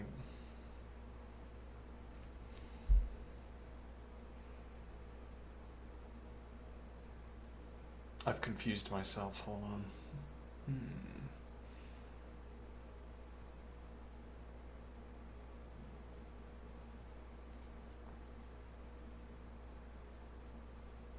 So our line of reasoning, let's say this was a routing error.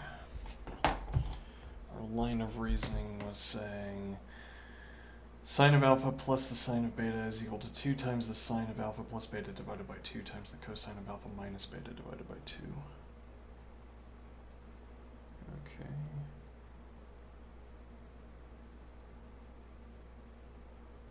Hold on.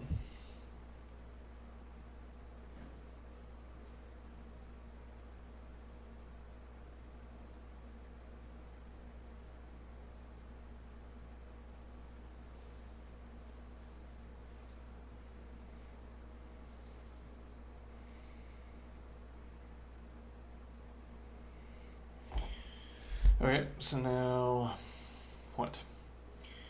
Well, this was x plus pi divided by 2. Okay.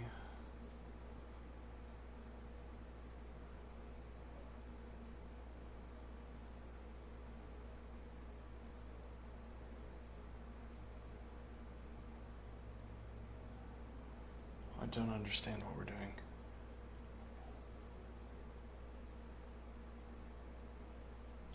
So we have the sine of x plus the sine of x plus pi halves. So that's the sine of alpha plus the sine of beta. Okay, that gives us 2 times the sine of, so we're then saying alpha plus beta is a half angle. Right. And so we have, well, 2 times the sine of x plus pi divided by 2 times the cosine of x divided by pi divided, rather, x minus pi divided by 2 divided by 2. Okay, and if we treat both of these as half angles, then we use the half angle theorem. Okay, and that gets us to this statement, apparently. Which, incidentally, we can check with the calculator. Yes, okay. Well, hold on, but first we need to plug in the theta. Yeah, well, this is theta 1 and this is theta 2. Because these two thetas are different. So theta 1 is equal to x plus pi divided by 2, and actually it's not divided by 2, that's the half angle, right? Theta is equal to x plus pi divided by 2. Theta 2 is equal to x minus pi divided by 2. Okay. Then what? So theta 1, theta 2. So we're going to have plus or minus the square root of 1 minus the cosine of x plus pi divided by 2. Okay. Times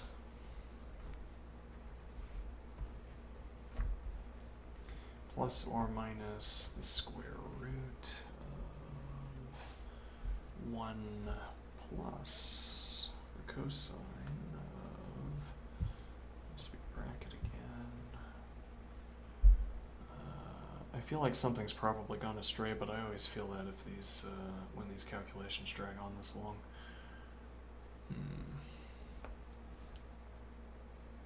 X minus pi divided by 2. Though again, we have a way of checking.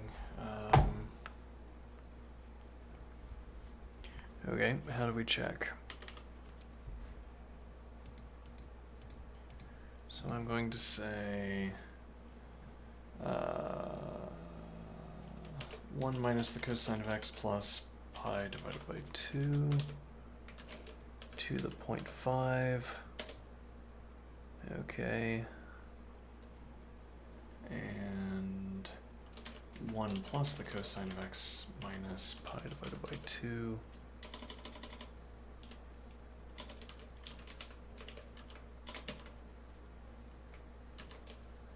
to the, wait, hold on, how many parents do I have? 1 plus the cosine. Ah, get off my screen.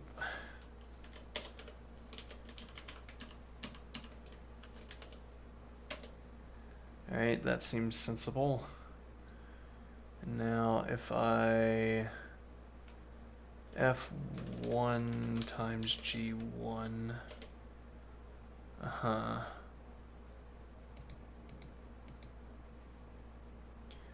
okay, what if I do negative g1?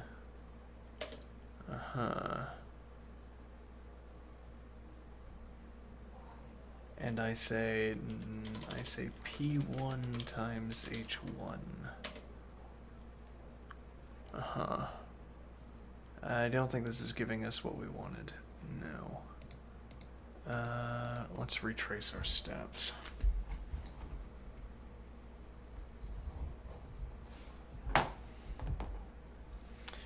Okay, so we say sine of alpha plus the sine of beta.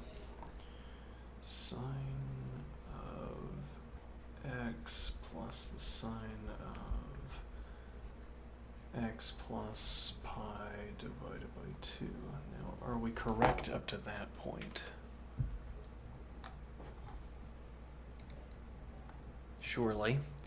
Sine of x plus sine of x plus pi divided by 2. That is correct. Okay. Now, so I say sine of alpha plus the sine of beta is equal to the sine of alpha. Oh, I see. I see what we did wrong. Interesting. Alpha is equal to x, semicolon, beta is equal to x plus pi halves.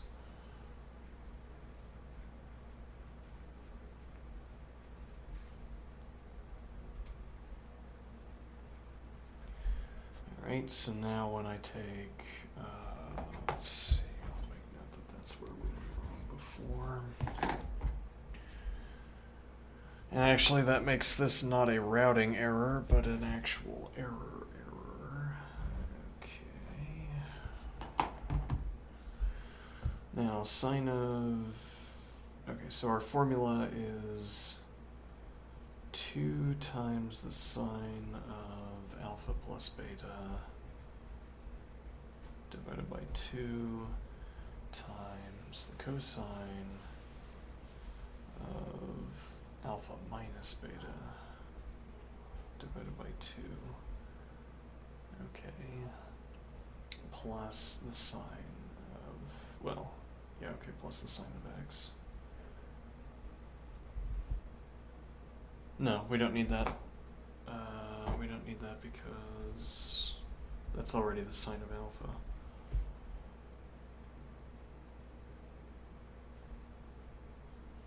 Our formula is that the sine of alpha plus the sine of beta is equal to 2 times the sine of alpha plus beta divided by 2 times the cosine of alpha minus beta divided by 2. Okay, strange. Alright, so now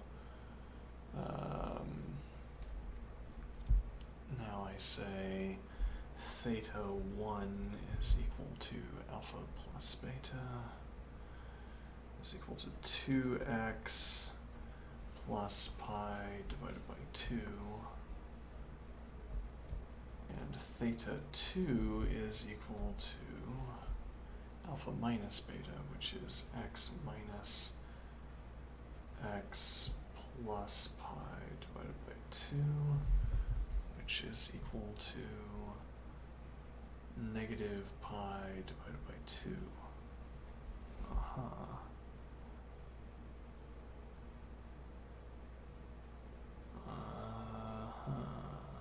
Okay.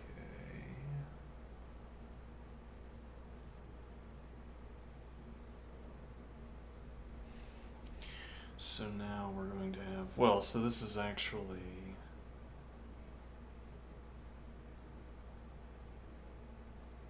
so this just outright calculates alpha minus beta. This is cosine of negative pi halves, which is 0. Uh-oh.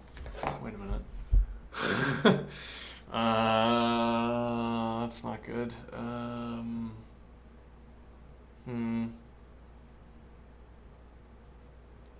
We're not supposed to be getting 0 for this.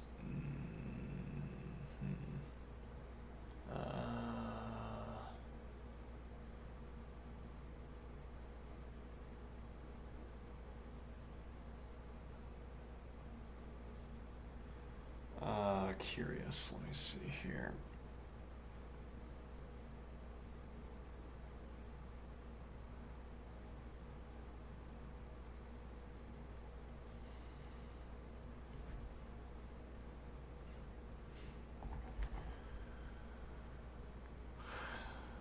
Contact the Trigonometry Journal. I have made a discovery.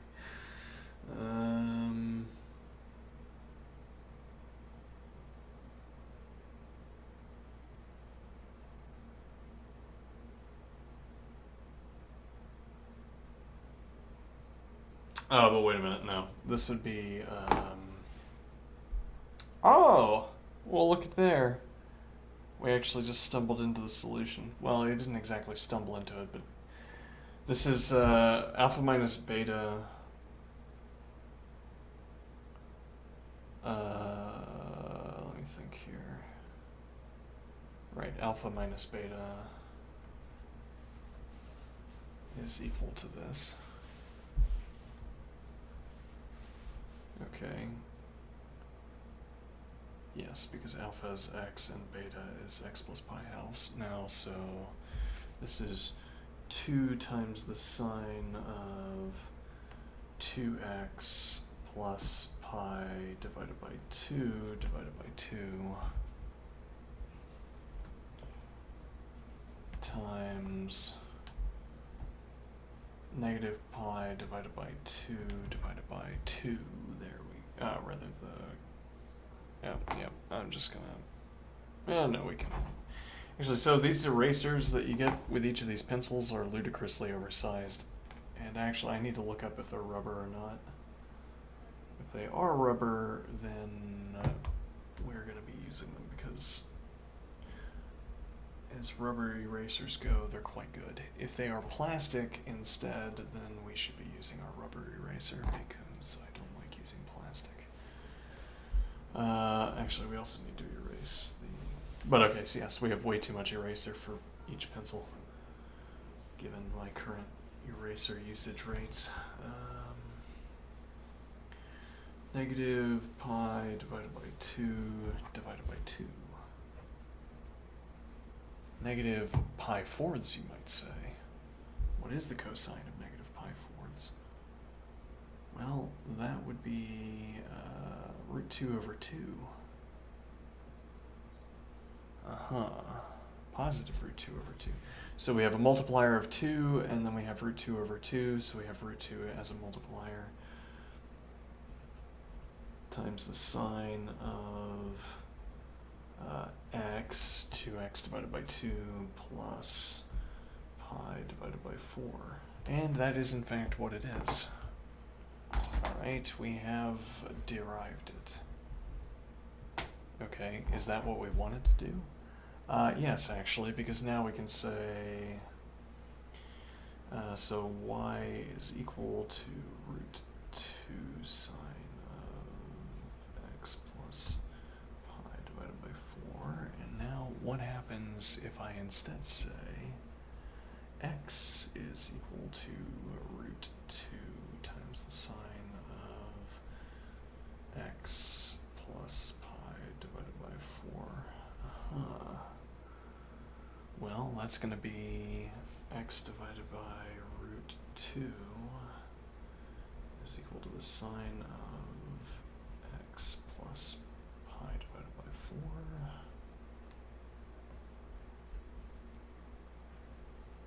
Okay, and then the sine inverse, rather this should be y.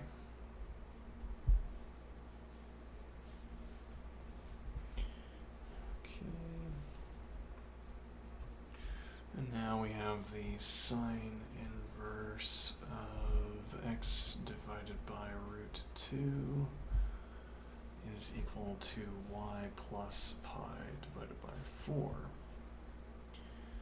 Okay, and then y is equal to the sine inverse of root of x divided by root 2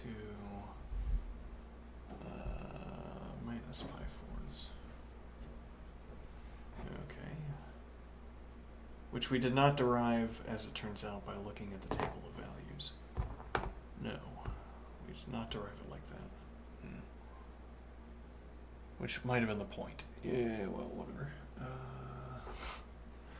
By hell or by high water.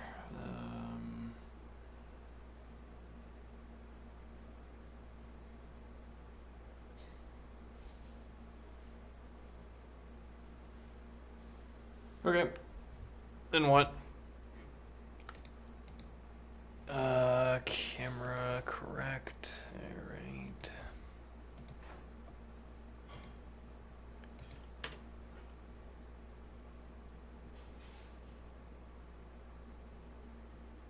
I'm confident. All right. Now, we started these exercises. Where did we get to? Lo, those many days ago. $194.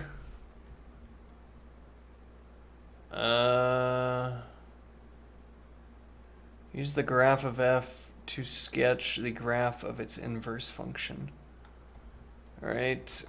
By sketch, what I will take this to mean.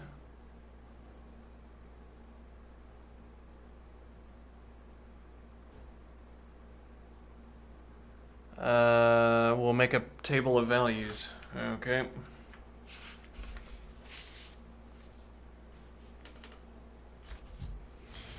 So, we note that we have -2, 0. So f is equal to the set containing its elements. The ordered pair is -2, 0, 0, 1. And it is a linear function, so that's enough, but we can also do 2, 2. Okay. And 4, 3. All right.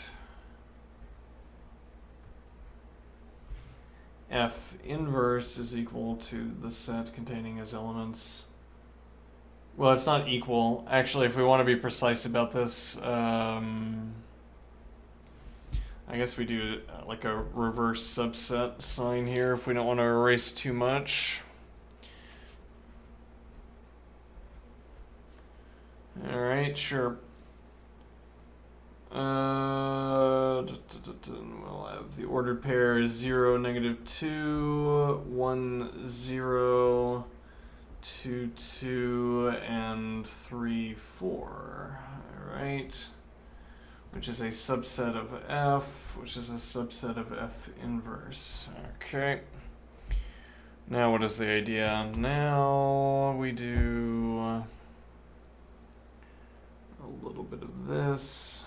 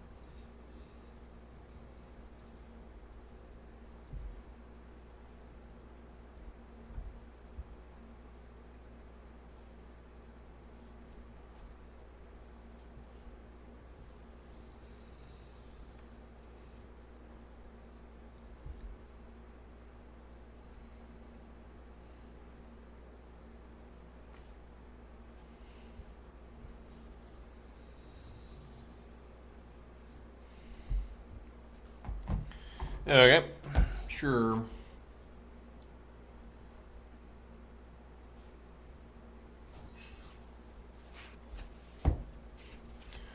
Now, what do we want to do? -2, 0, and 0, 1. All right, that is enough to plot a line. That's all we need.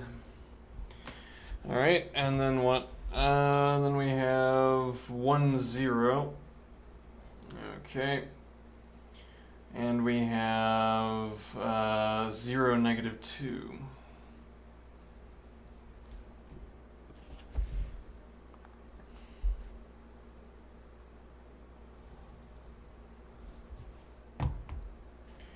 F inverse F.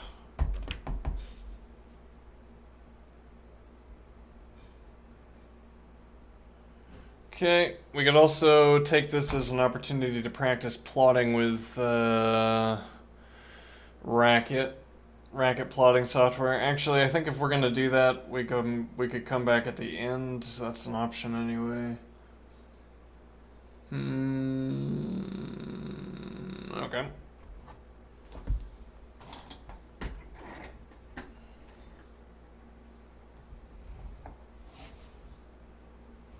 Or I could even merge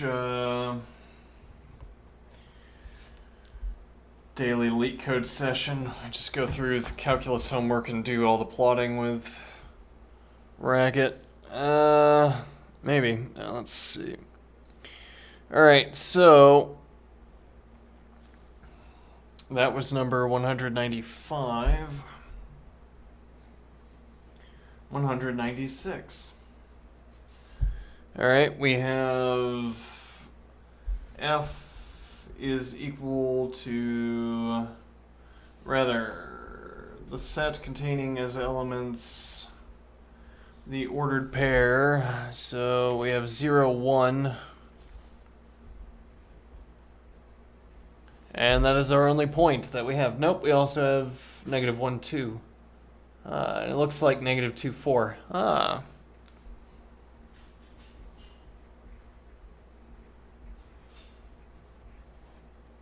And if it looks like that, then when we plot the inverse will also look as if the inverse function will also look as if that point is on it. Okay.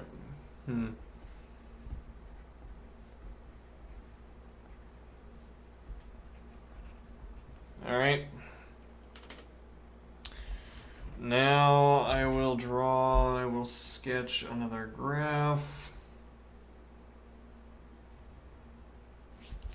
Bearing in mind just how much of the work is being done by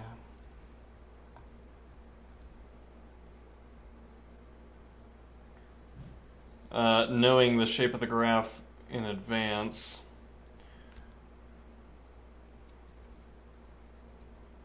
So we're taking 2 points and extrapolating the entire curve, which I don't know if I want to call that cheating, but it's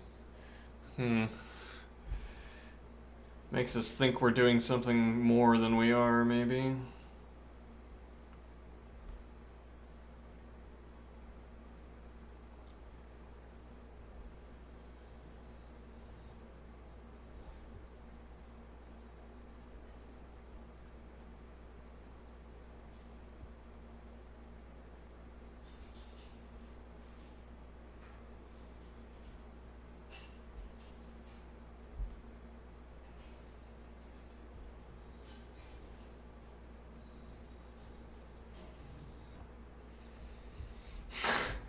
Actually, I am now on the polar coordinates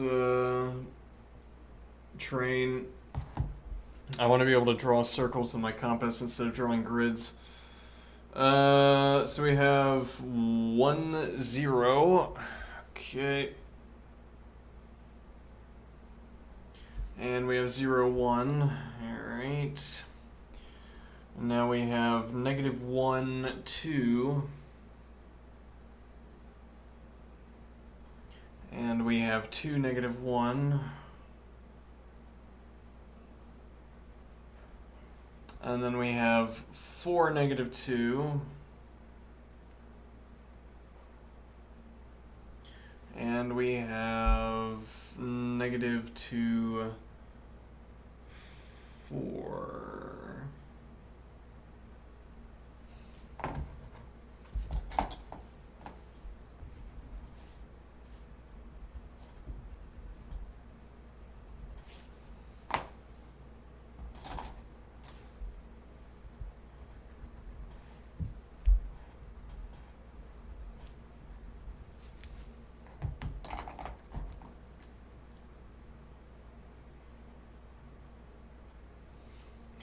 Not a high sample curve.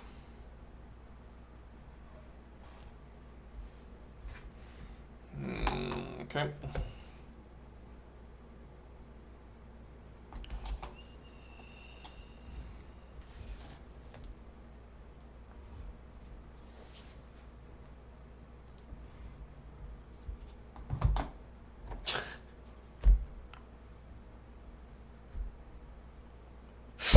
Okay.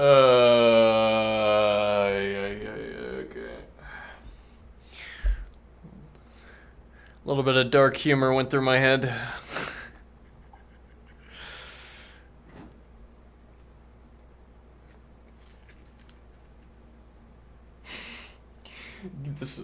This book is co-authored or has the imprimatur of Gilbert Strang, a famed linear algebraist, or at least a famed professor of linear algebra.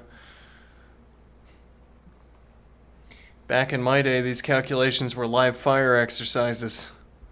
You know how many you know how many X I mortared by mistake or whatever, some continuation along those lines. You know how many houses I burned down with my miscalculated linear algebra?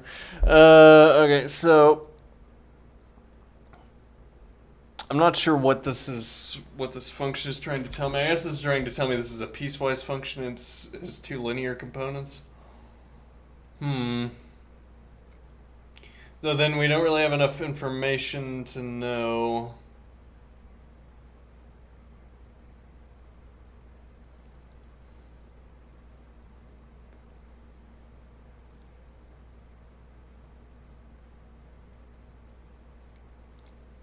Which is maybe the point. I mean, we can just sketch it. Once we have what we agree is a sketch of the original, we can sketch the inverse. All right. So let's obtain agreement concerning the original. Okay. Is this the function? Is this the original function? Close enough. Okay. Now the question is, how do we flip that about?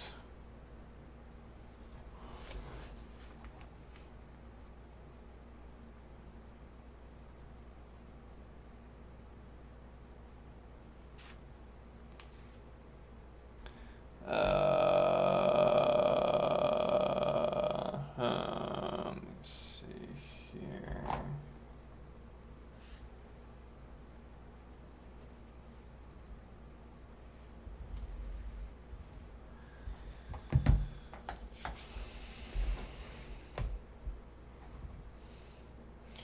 Well, so actually this suggests... Well, no, I don't know. I don't know exactly.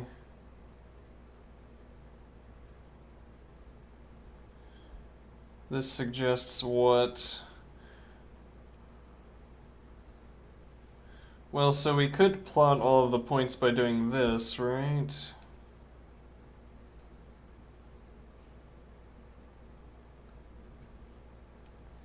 Well, I mean, theoretically, yes, but how are we going to figure out...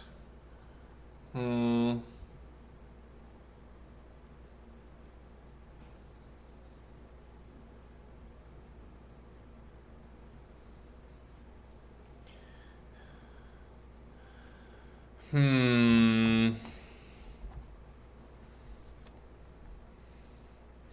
actually, we could find the arc length here. And then make the same arc length. Let's blow that up. Okay. Gilbert string twitches. Let's increase the size of that. Okay.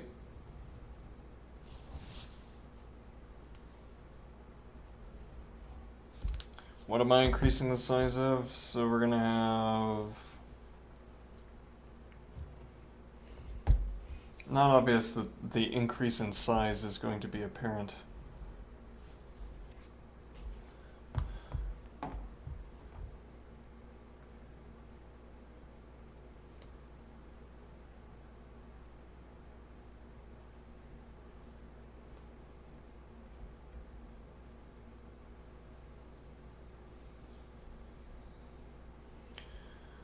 Okay.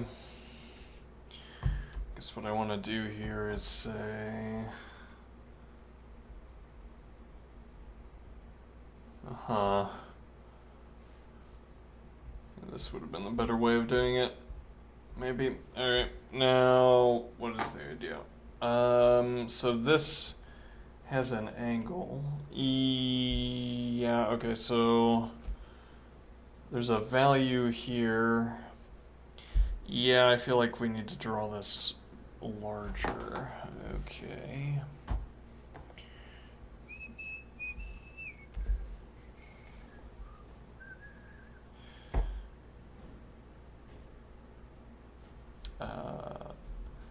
Yeah, okay.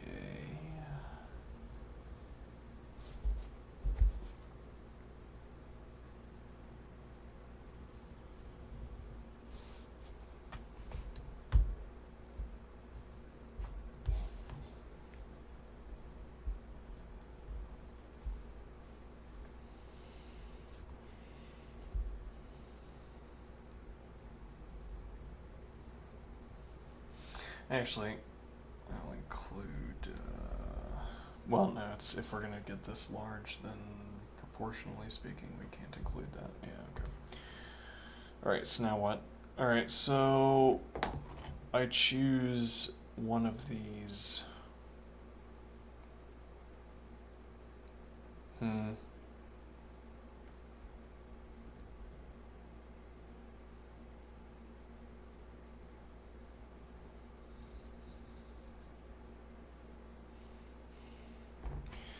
Now what is the point?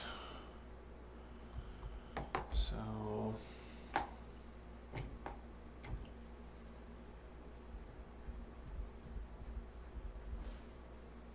which I'm using to indicate a length, right? And then we do length down. So actually, yeah, we could do that with compass as well.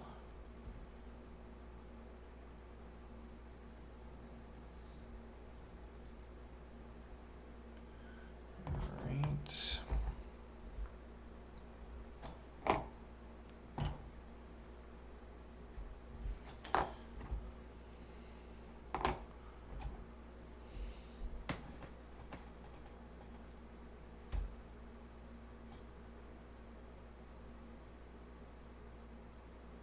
Yeah, but it's not.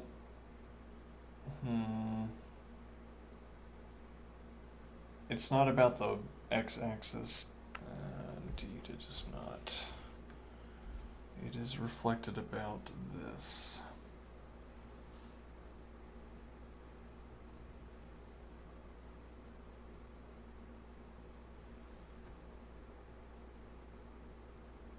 Is that correct? Kind of? No, not really. Hold on, let me get the protractor. We're gonna do some physics. Vaguely. Where did my protractor go?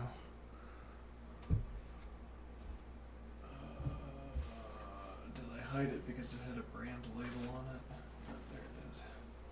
Though, yes, that is why I hid it. Okay.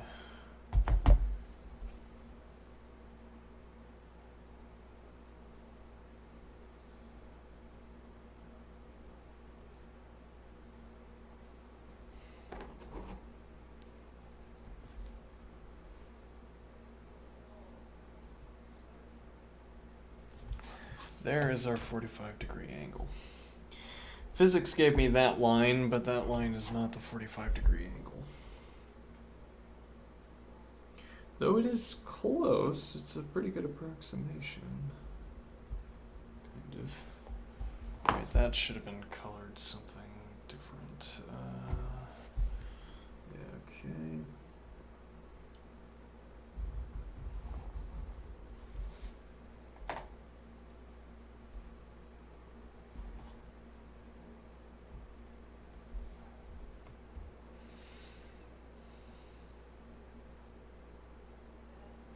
Yes, so actually this was an error, right? What we're actually looking to do is...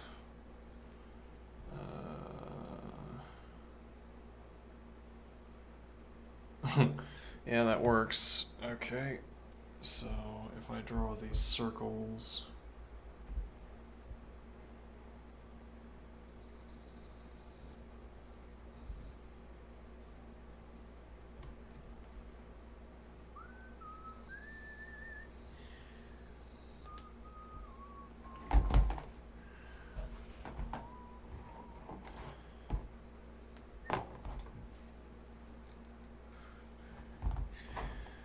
Alright, now what? So the point here would be that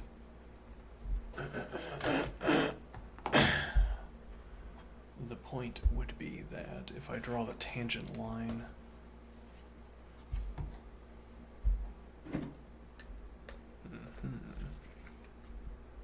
tangent line, how exciting. Actually, we could do the poppy red maybe. Alright, so now, yeah, each tangent at the point where the blue line passes through the circle. Okay. Now,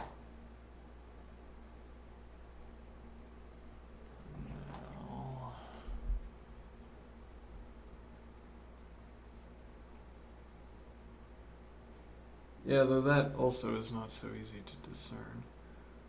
Yeah, but it's definable would be a point here.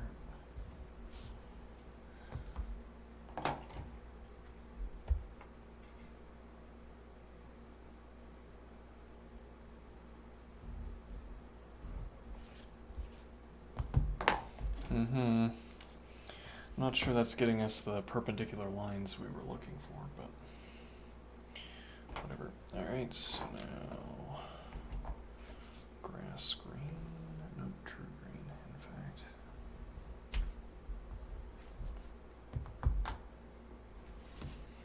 Alright, so now what is the idea? Now if I take, let's see. Now if I start where this perpendicular line intersects the original graph. Fascinating. Yeah. Pretty good.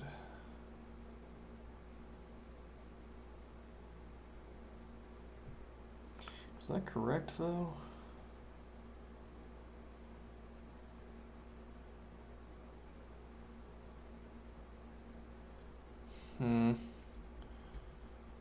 We're doing something. I don't know if we're doing the right thing.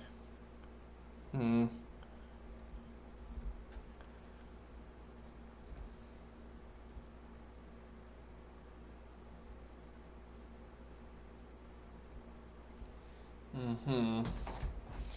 now the idea is that this process would indicate this point, this point,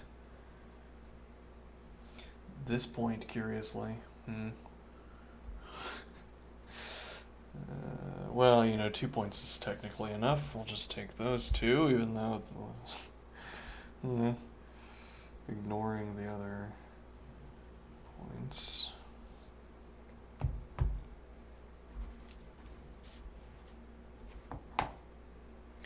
Alright, and now a function that is like this, albeit not exact. Oh, it's already 10:30. A function that is like this would be x plus 1. Well, we'll do 2x plus 2. We'll do 0.75x plus 2.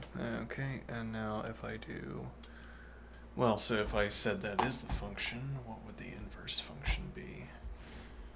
So y equals 0.75x. We'll call that 3/4 x.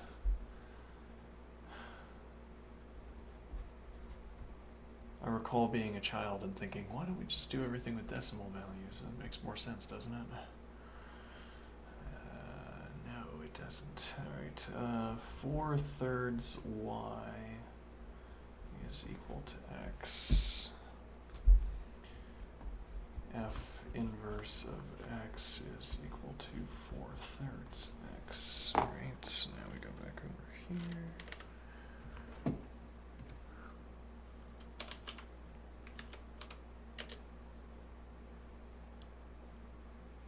Oh, we forgot that. Yep, we forgot the plus, which in this case was plus 2. Alright, so this was y equals 3/4 x plus 2. Right. Y minus 2 equals 3/4 x. Alright, 4y minus 8 divided by 3 is equal to x semicolon. F inverse of x is equal to 4x minus 8 divided by 3. Okay.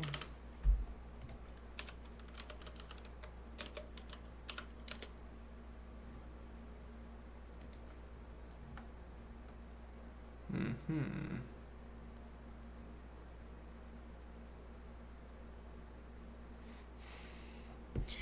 Well, it couldn't have looked like anything else, but okay. I like finding this process. I think that was an interesting idea.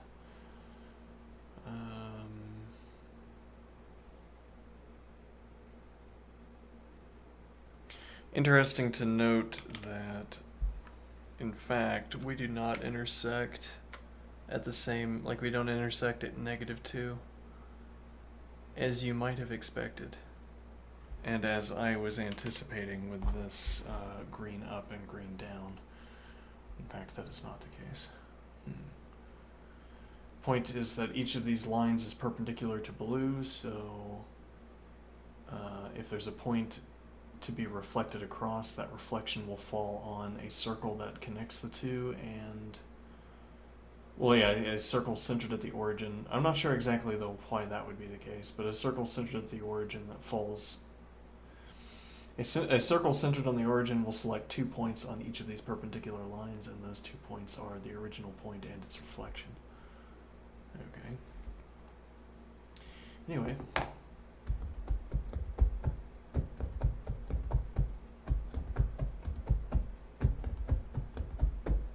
See you later. Have a good one. I'll be back in about 10 hours or something. I don't know.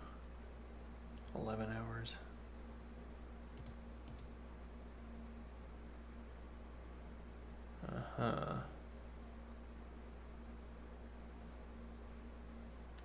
What camera am I on? Okay, that's good. Well done, auto mod. Ban you. Alright. And it doesn't delete the message, that's great. Alright, see you later. Have a good one. Have a good day.